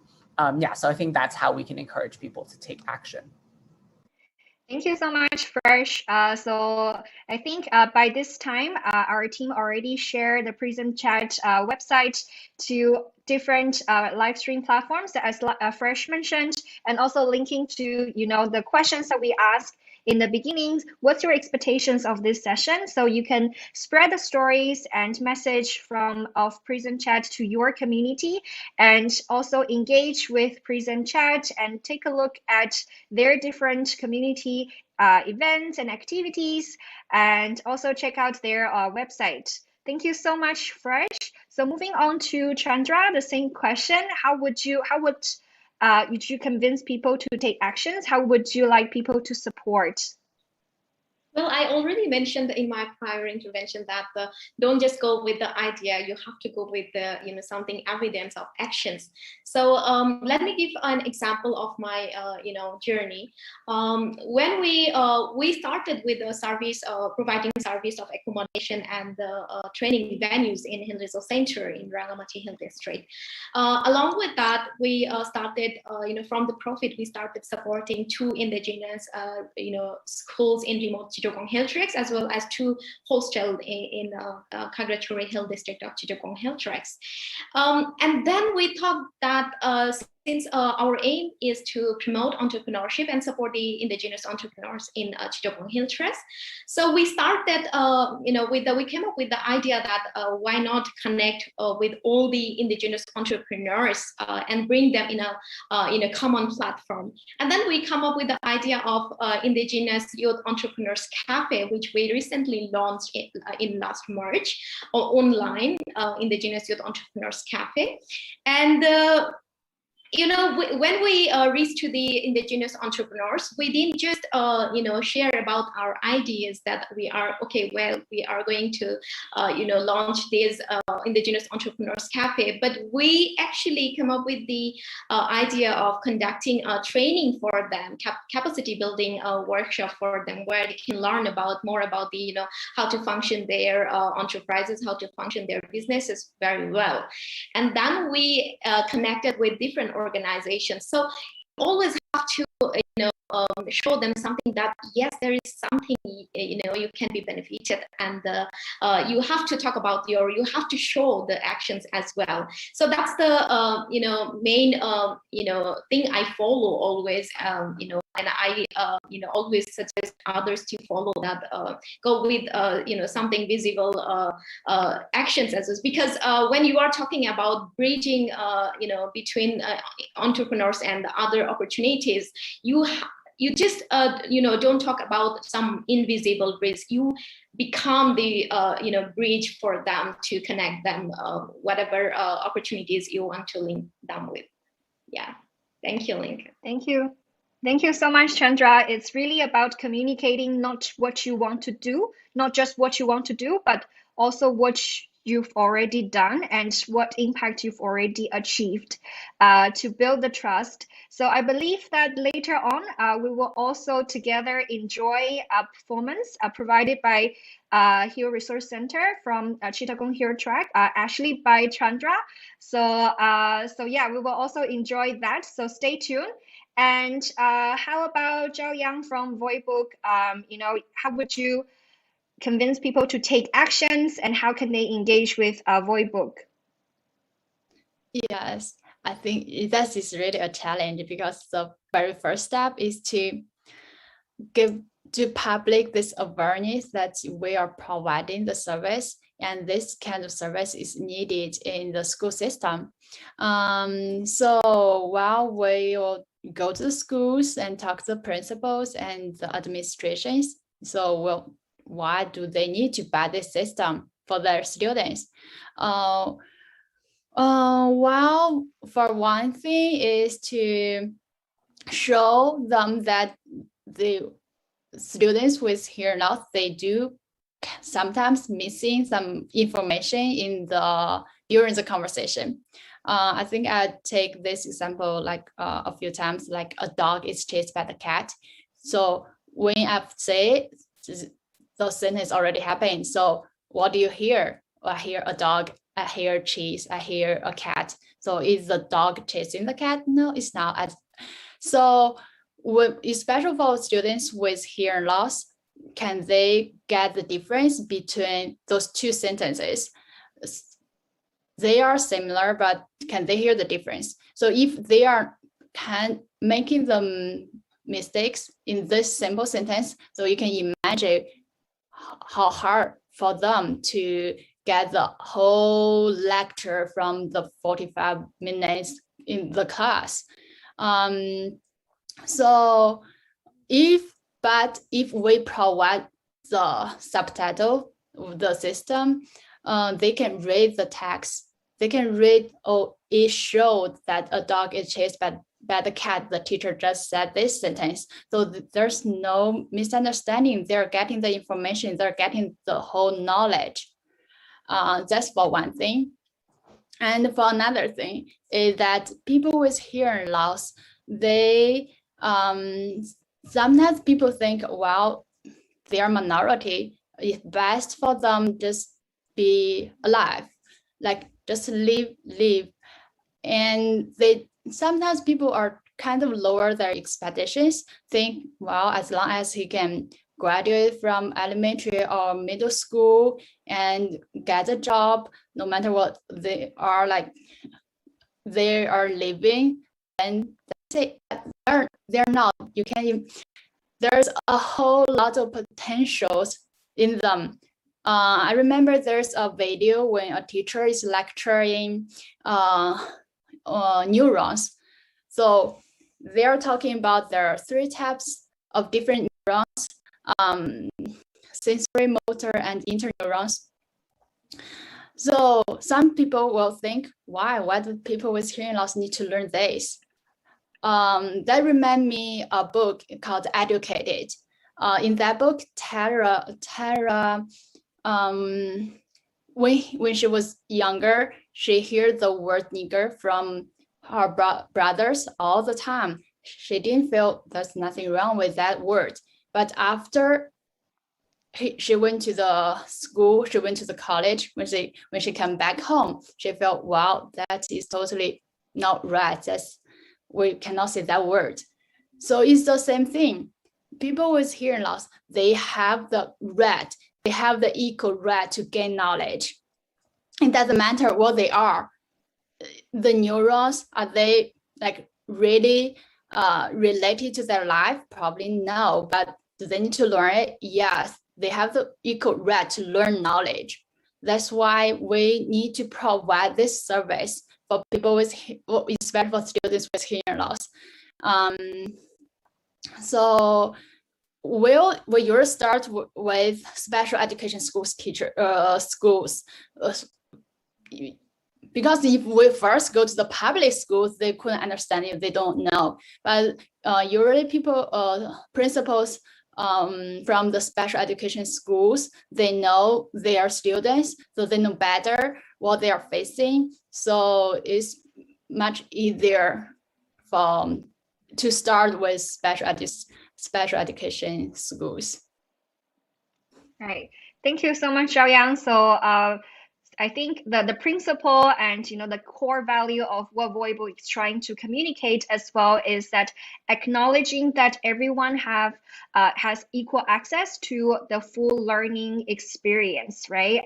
So really making sure that this infrastructure and the environment is ready for people with hearing loss, that they can actually get 100% of the knowledge because they have that right to do so. So thank you so much, Xiaoyang, for sharing. And once again, thank you so much to all three speakers, to Fresh, to Chandra, to Zhao Yang.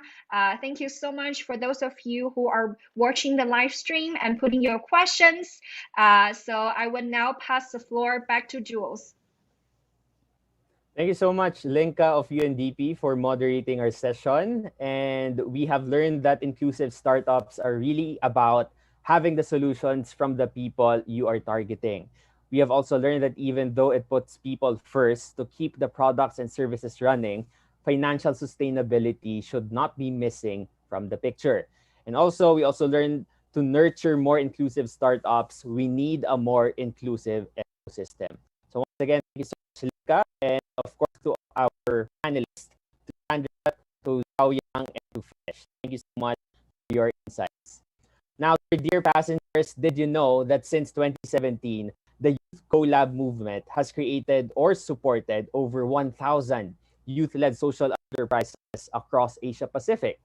This year, we are proud to showcase 50 promising social enterprises through the Ideas Marketplace who are transforming their communities with their SDG solutions. So we would like to invite you to tour our virtual booths to learn more about our social enterprises. The link to the Ideas Marketplace can be found in the chat below. So please be sure to like, comment, and share to let us know who's your favorite team. Please use hashtag YouthCollab in your socials. We will be back at 12 o'clock p.m. Bangkok time. Hope to see all of you again.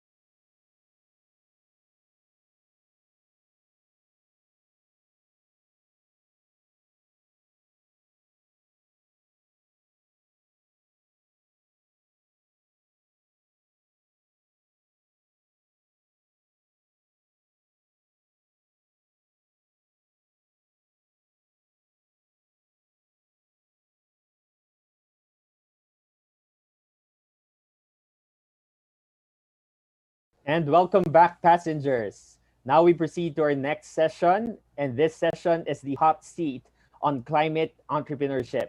To moderate this session, please help me welcome Mr. Chongguang Charles Yu from UNDP. Charles, go ahead.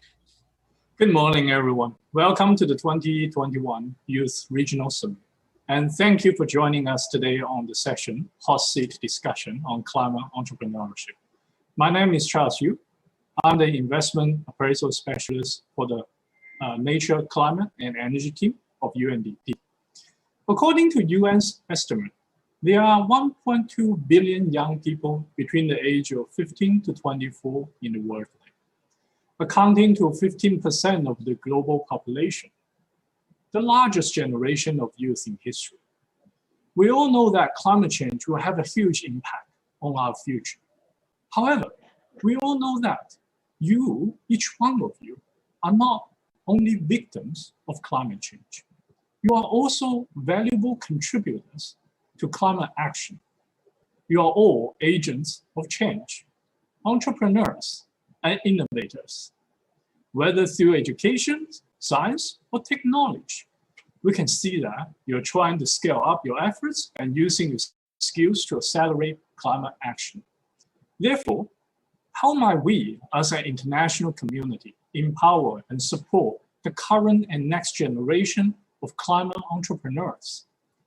UNDP aims to play a more active role in shaping climate entrepreneurship ecosystem in the Asian Pacific. At downstream level, Youth CoLab is training young entrepreneurs at scale, whether they are working on climate change or other sectors.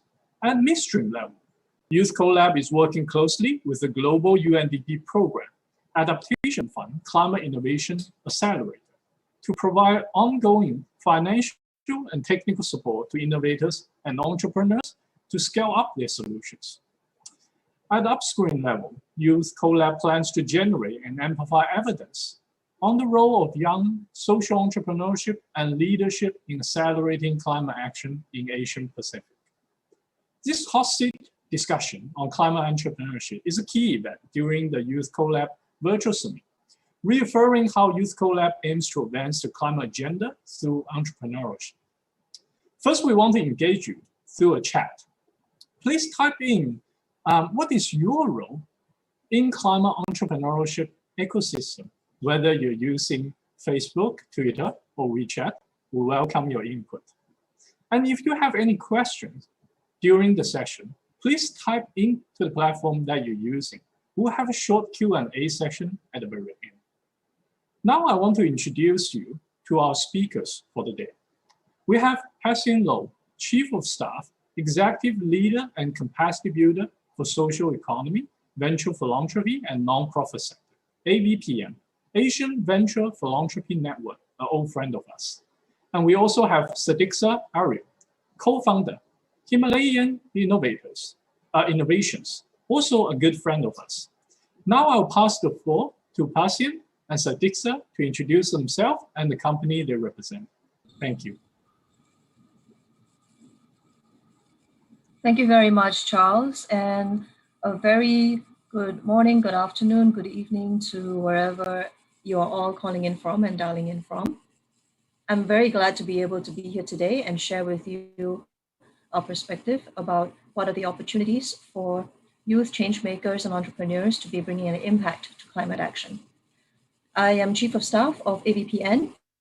It is the largest social investor network in Asia, representing 600 organizations around the world that are committed to moving capital towards impact in the Asian region.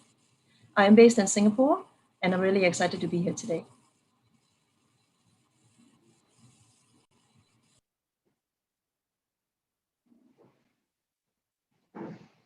I am Sadiqa Ariel, co-founder of Himalayan Innovations.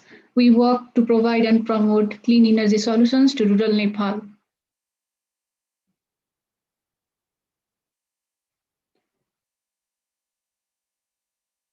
Great to meet you today, Patsian, and great to see so many friends joining us today. I'm one of the young people that are very interested in climate change.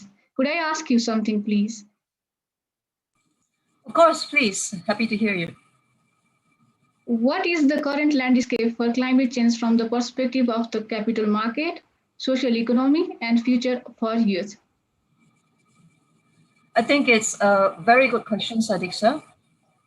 The opportunity for climate change and the opportunity for change, action for climate change, as well as the opportunity to be able to bring more solutions and capital towards climate action has never been greater. And particularly now in a post-pandemic environment, we are seeing that we have the opportunity to really build back better, to create more resilience and recovery that is very focused on bringing about also better environmental outcomes. But what does this mean for young people that are trying to look at this as an opportunity for change? I feel that there are very good signs and very good optimism around the region because more actors, a diversity of actors, are now contributing towards this momentum of action for change, for climate change. Firstly, we see that there are more support by governments and policymakers in Asia to encourage that entrepreneurship and youth engagement is a key part of how they see the society and community coming together to address the challenges from climate change. Whether it's coming in the form of entrepreneurship programs that are supported by various ministries and agencies that are growing industry and entrepreneurship, and also by investing in the mentorship and capacity building of young people to strengthen their ability to bring entrepreneurial solutions and business models that can support the delivery of these solutions as well into addressing climate challenges. In Singapore, for example, we've got programs that are particularly growing the successful startup landscapes in this region. In Thailand, there are examples of entrepreneurship universities that are really looking to develop the next generation of youth entrepreneurs in this space. There is also definitely an increasing momentum around international networks and cross-country networks that are developing the ecosystem so that young entrepreneurs have a good framework of support as they go out into the space. So, whether it's in China, where there's a network like Know About Business, or whether in South Asia, where there's a youth environment network, these are all opportunities for the networks and ecosystem builders to support more young entrepreneurs in taking action for climate change as well. And then last but not least, we need to talk about the private sector. And the private sector is a very key component, a very key partner to this process. And it's really encouraging to see that there is also more private sector interest, whether it's coming from businesses or coming from philanthropy, that do want to see more engagement and participation by young people to address these challenges and support them to grow entrepreneurial solutions. That being said, though, despite all of these promising signs, unfortunately, I think there's always going to be some areas where we always want to see improve and do better. And one of the areas that we do see as being an area for more support from all the policy, public and private sectors will be in capacity building. We know that there are already programs that are out there, but at the end of the day, young entrepreneurs that do want to take action need more than just an academic program. They also need to have access to practitioners, investors, and other intermediaries that are willing to bring real practical knowledge and market opportunity to help grow their skills, to be able to bring ideas to action and action to scale. So that's definitely in capacity building something that we need to work on. Just a statistic for you, we've noticed that only a little bit over 1% of entrepreneurs have said that they have been able to tap into the growing digital and technology space to be able to bring more success out of their enterprises. And even though we get to see a lot of these in the media, it doesn't necessarily represent the full opportunity of entrepreneurship that is in our region today. And secondly, funding. Many of the entrepreneurs will tell you more than 60% are still largely funded by family and friends and personal networks. If we have more financial support or investment at this stage of the work by young enterprises, I think it would also be very positive for us.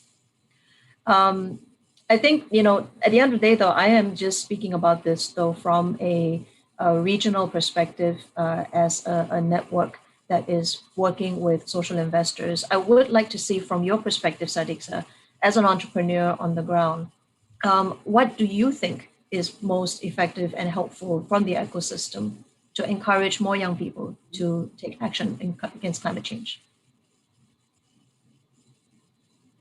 So the ongoing climate crisis in the world has very disproportionate impact on the low-income population and especially the developing nations like Nepal.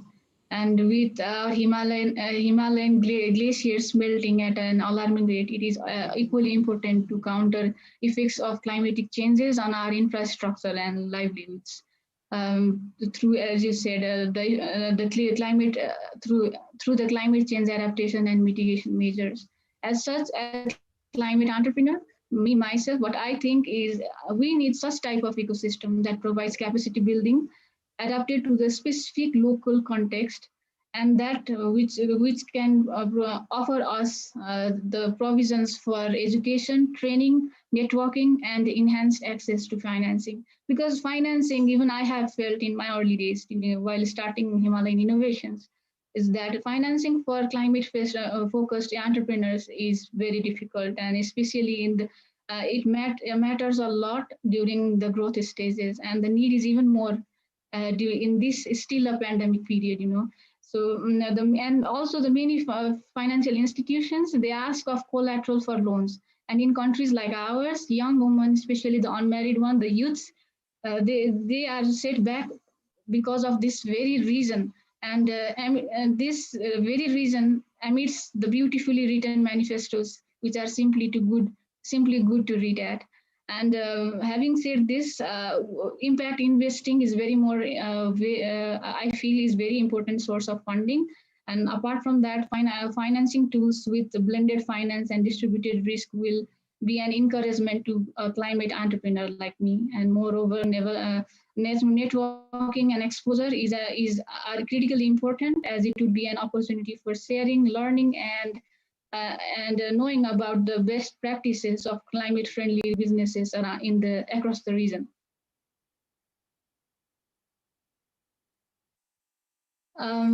What I would like to know more is how does an entrepreneur, climate entrepreneur like me, approach to the AVPN, and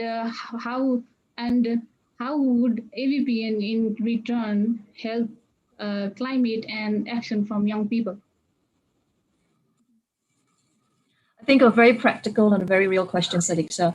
And, I remember what you said earlier about what you thought were the most critical needs as a young entrepreneur from the ecosystem: capacity building, access to networks, training, financing, and in fact, innovative financing as well, so that the traditional financing mechanisms that don't support the young entrepreneurs, there may be other solutions that you can explore.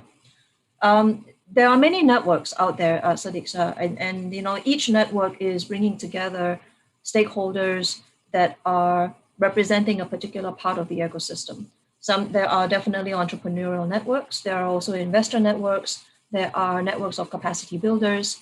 I think what's important for young entrepreneurs is to have a sense for which type of ecosystem support will be most critical, and therefore be able to access the network that provides it for them. And because you may need different components of support at different points in the stage of your enterprise lifecycle, excuse me, being able to have access to different networks at different times will be helpful.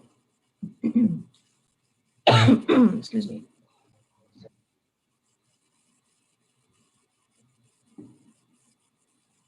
One of the really interesting things to watch out for is that a strong network that can support an entrepreneur is a network that can give you access to not only financial, but also non-financial support. So whether it's working with, for example, ABPN's deal share platforms, where you'll be able to, with the support of a pre-existing social investor, provide information about your enterprise to the visibility of other social investors, or whether you participate in our knowledge building or capacity building activities, or be following some of our resources that are online and engage with our capacity building resources that are intended to bridge some of the physical distances that we see now between investors and investees. Having access to a network that will be able to give you a wide variety of support across the different ecosystems will be helpful. I also want to say that we shouldn't underestimate the power of local networks. There are many global networks and regional networks that are, of course, quite famous. And they are bearing the names of the major investors and the impact funders around the world. But sometimes, to reach out to this network and also to be able to activate that level of support may yet still be a bit of a distance away.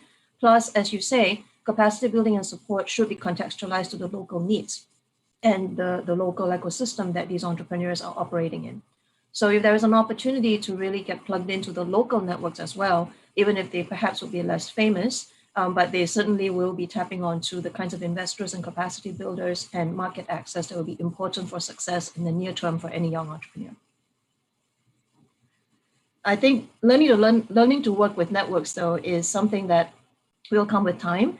And I highly encourage that entrepreneurs who are looking to get access to networks be on the lookout for a wide variety of networks that not only provide you with what I consider as functional support, like access to capacity building or funding, but also think about networks that are relevant to your market area or your sector. Perhaps you're working on gender equality, perhaps you're working on the nexus of climate and health, or you're working on a nexus of climate and ecotourism. Find different industry sectors or thematic areas that are relevant to the work that you want to do and be engaging with them as well. That being said, networks being networks, at the end of the day, we want to make sure that young people are able to bring good opportunities and actionable opportunities to these networks, also for the investors and other kinds of market supporters. So Sadiksha, at this time, given that we are at the nexus of climate change and how urgent it is, what are some of the few areas you think that young entrepreneurs like yourselves can contribute or drive greater impact now in the climate agenda in the near term? Well, thank you for the question. And being coming from what I have, coming from my experience, what I believe is youth entrepreneurs have this immense power to start an era of climate-friendly business, I feel. And young people can lead the growth and innovation-oriented businesses and think of ways on how they can develop and disseminate the climate-friendly goods and services. And they have this opportunity to be developed, to be involved in developing and adapting cross-cutting technologies and reducing the resource needs. They can also voice for the efficacy of the endeavors by their government through the policy engagement. And I believe with the support of networks like yours, the youth-led enterprises, regardless of their size, can take steps to mitigate their own emissions and adapt to climate change in their local context. And also, they can also perform climate actions that help curbing emissions in their own businesses and helping people unlock valuable incentives on how adopting green solutions can actually change their surroundings. And last but not the least, after immense opportunities that lay around young people to do for fighting against climate change, young people can drive the whole ecosystem conditions that affects livelihoods of people living in their society by leading through ethical choices in consumption and uses.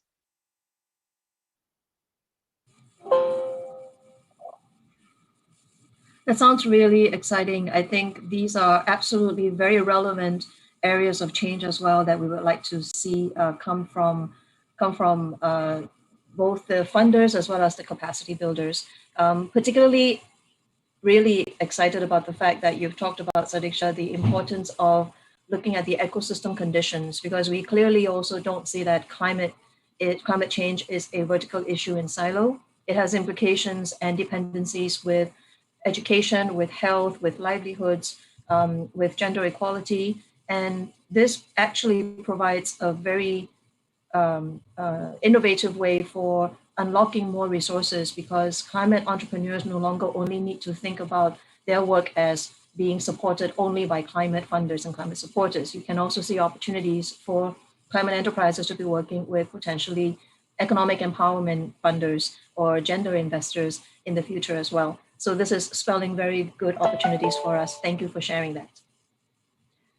I think we also want to make sure we are conscious of time, and I'd like to come back to our moderator, Charles, and perhaps there may even be some comments or questions that we can address from the audience at this time. Yes, certainly. So we have a first question from the YouTube to Satixa. What kind of challenge did you face when you start up your business, and what kind of help did you get to start off your business of Himalaya Innovation? Thank you. Thank you for the question. Like I said before, it was really hard for me and my brother, we both are the founders of Himalayan Innovations. So starting at our initial phase, what we faced was, I'll share one small example of how the difficulty starts invading us. It's just the promotion of our work. Like the payment, we were struggling with the payment systems for boosting our activities, what we are doing in rural areas. And we being Nepalese, we find ourselves stuck in like having less exposure to less exposure to platforms in our early days to say what we are doing, to portray our works, to portray our products and services. Yeah, that was a very small experience, small but significant experience what me and my brother faced in terms of our initial days. But regardless of that, the challenges are many. The unpredictable weather and the policies and the ever-changing policies. Yeah, there were a lot of challenges. Sure, thank you. That's actually quite realistic and tough, isn't it, when we really think about things happening on the ground. And also, when we're talking about this, on the other side of a solution, there's one question for Pasian maybe more suitable to answer of how can youth participate in more capital-intensive climate projects such as renewable energy, biofuels, carbon capture technology, and etc. I think that's a very good and also a very difficult question to answer, Charles. I think the recognition of the capital intensity of these industries also mean that the young people that do want to be active in this space should be well integrated and familiar with also the practices of the other stakeholders and players that are themselves also in this industry. So that means being familiar with the kinds of technology, not only the technical aspects of it, but also to be familiar about the operational and economic realities also that accompany these challenges.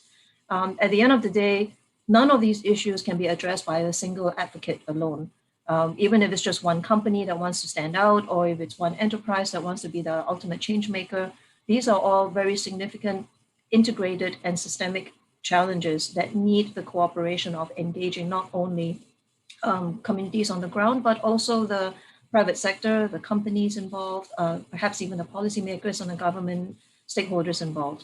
So to be able to successfully bring these kinds of solutions to light, any young change maker, I believe, that wants to be involved in these kinds of systemic issues need to be well familiar with the different disciplines that accompany the problem and the solutions, and be ready to have that kind of interaction with not only other entrepreneurs like yourselves or with investors or funders, but also with communities, and be able to interact with governments and be able to interact with companies and businesses that are in this space too.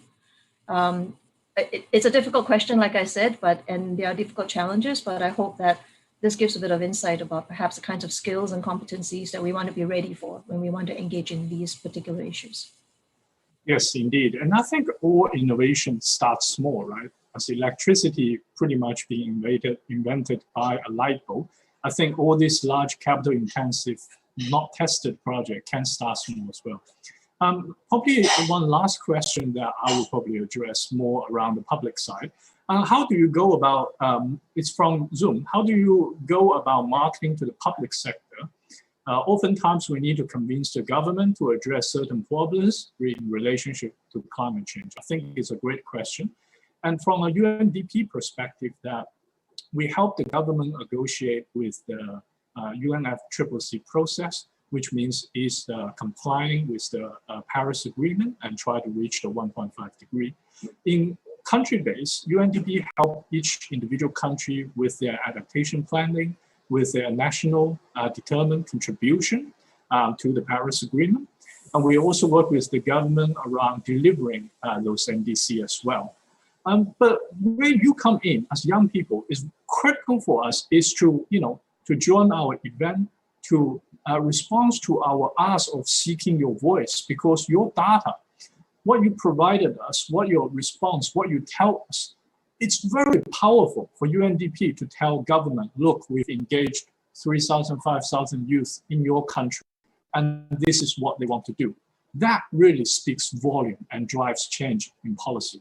So we hope continue to work with you, work with all young people, not only in climate space, but in all others such as circular economy, green recovery in COVID, and all the other space to engage you, having the dialogue, having sessions like today with great panels and speakers representing from entrepreneurs side, innovator side, and also from a network partner that linking you with the capital market.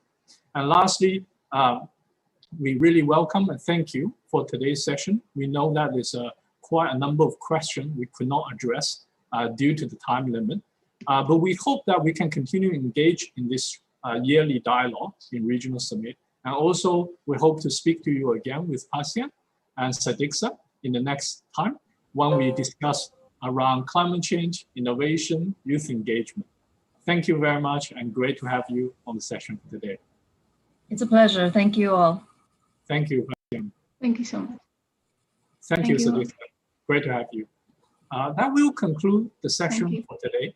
We'll have still 4 to 5 questions around from the audience. We're sorry that we could not address all of them, but I want to pass the floor back to the organizer. Hopefully those questions can be addressed in the other sessions where there are more discussion around policy and marketing engagement. Thank you very much. Pass back to you, Jules. Thank you. Thank you so much, Charles from UNDP, for moderating our very interesting session. And of course, thank you to our panelists, Ms. Patsian Lo from AVPN and Ms. Sadiqa Arial from Himalayan Innovations. At this point, to our dear passengers, we will be entertained through a musical performance by Hear and Found. Our performing group is a social startup that aims to provide access to distinct local music sound around Thailand.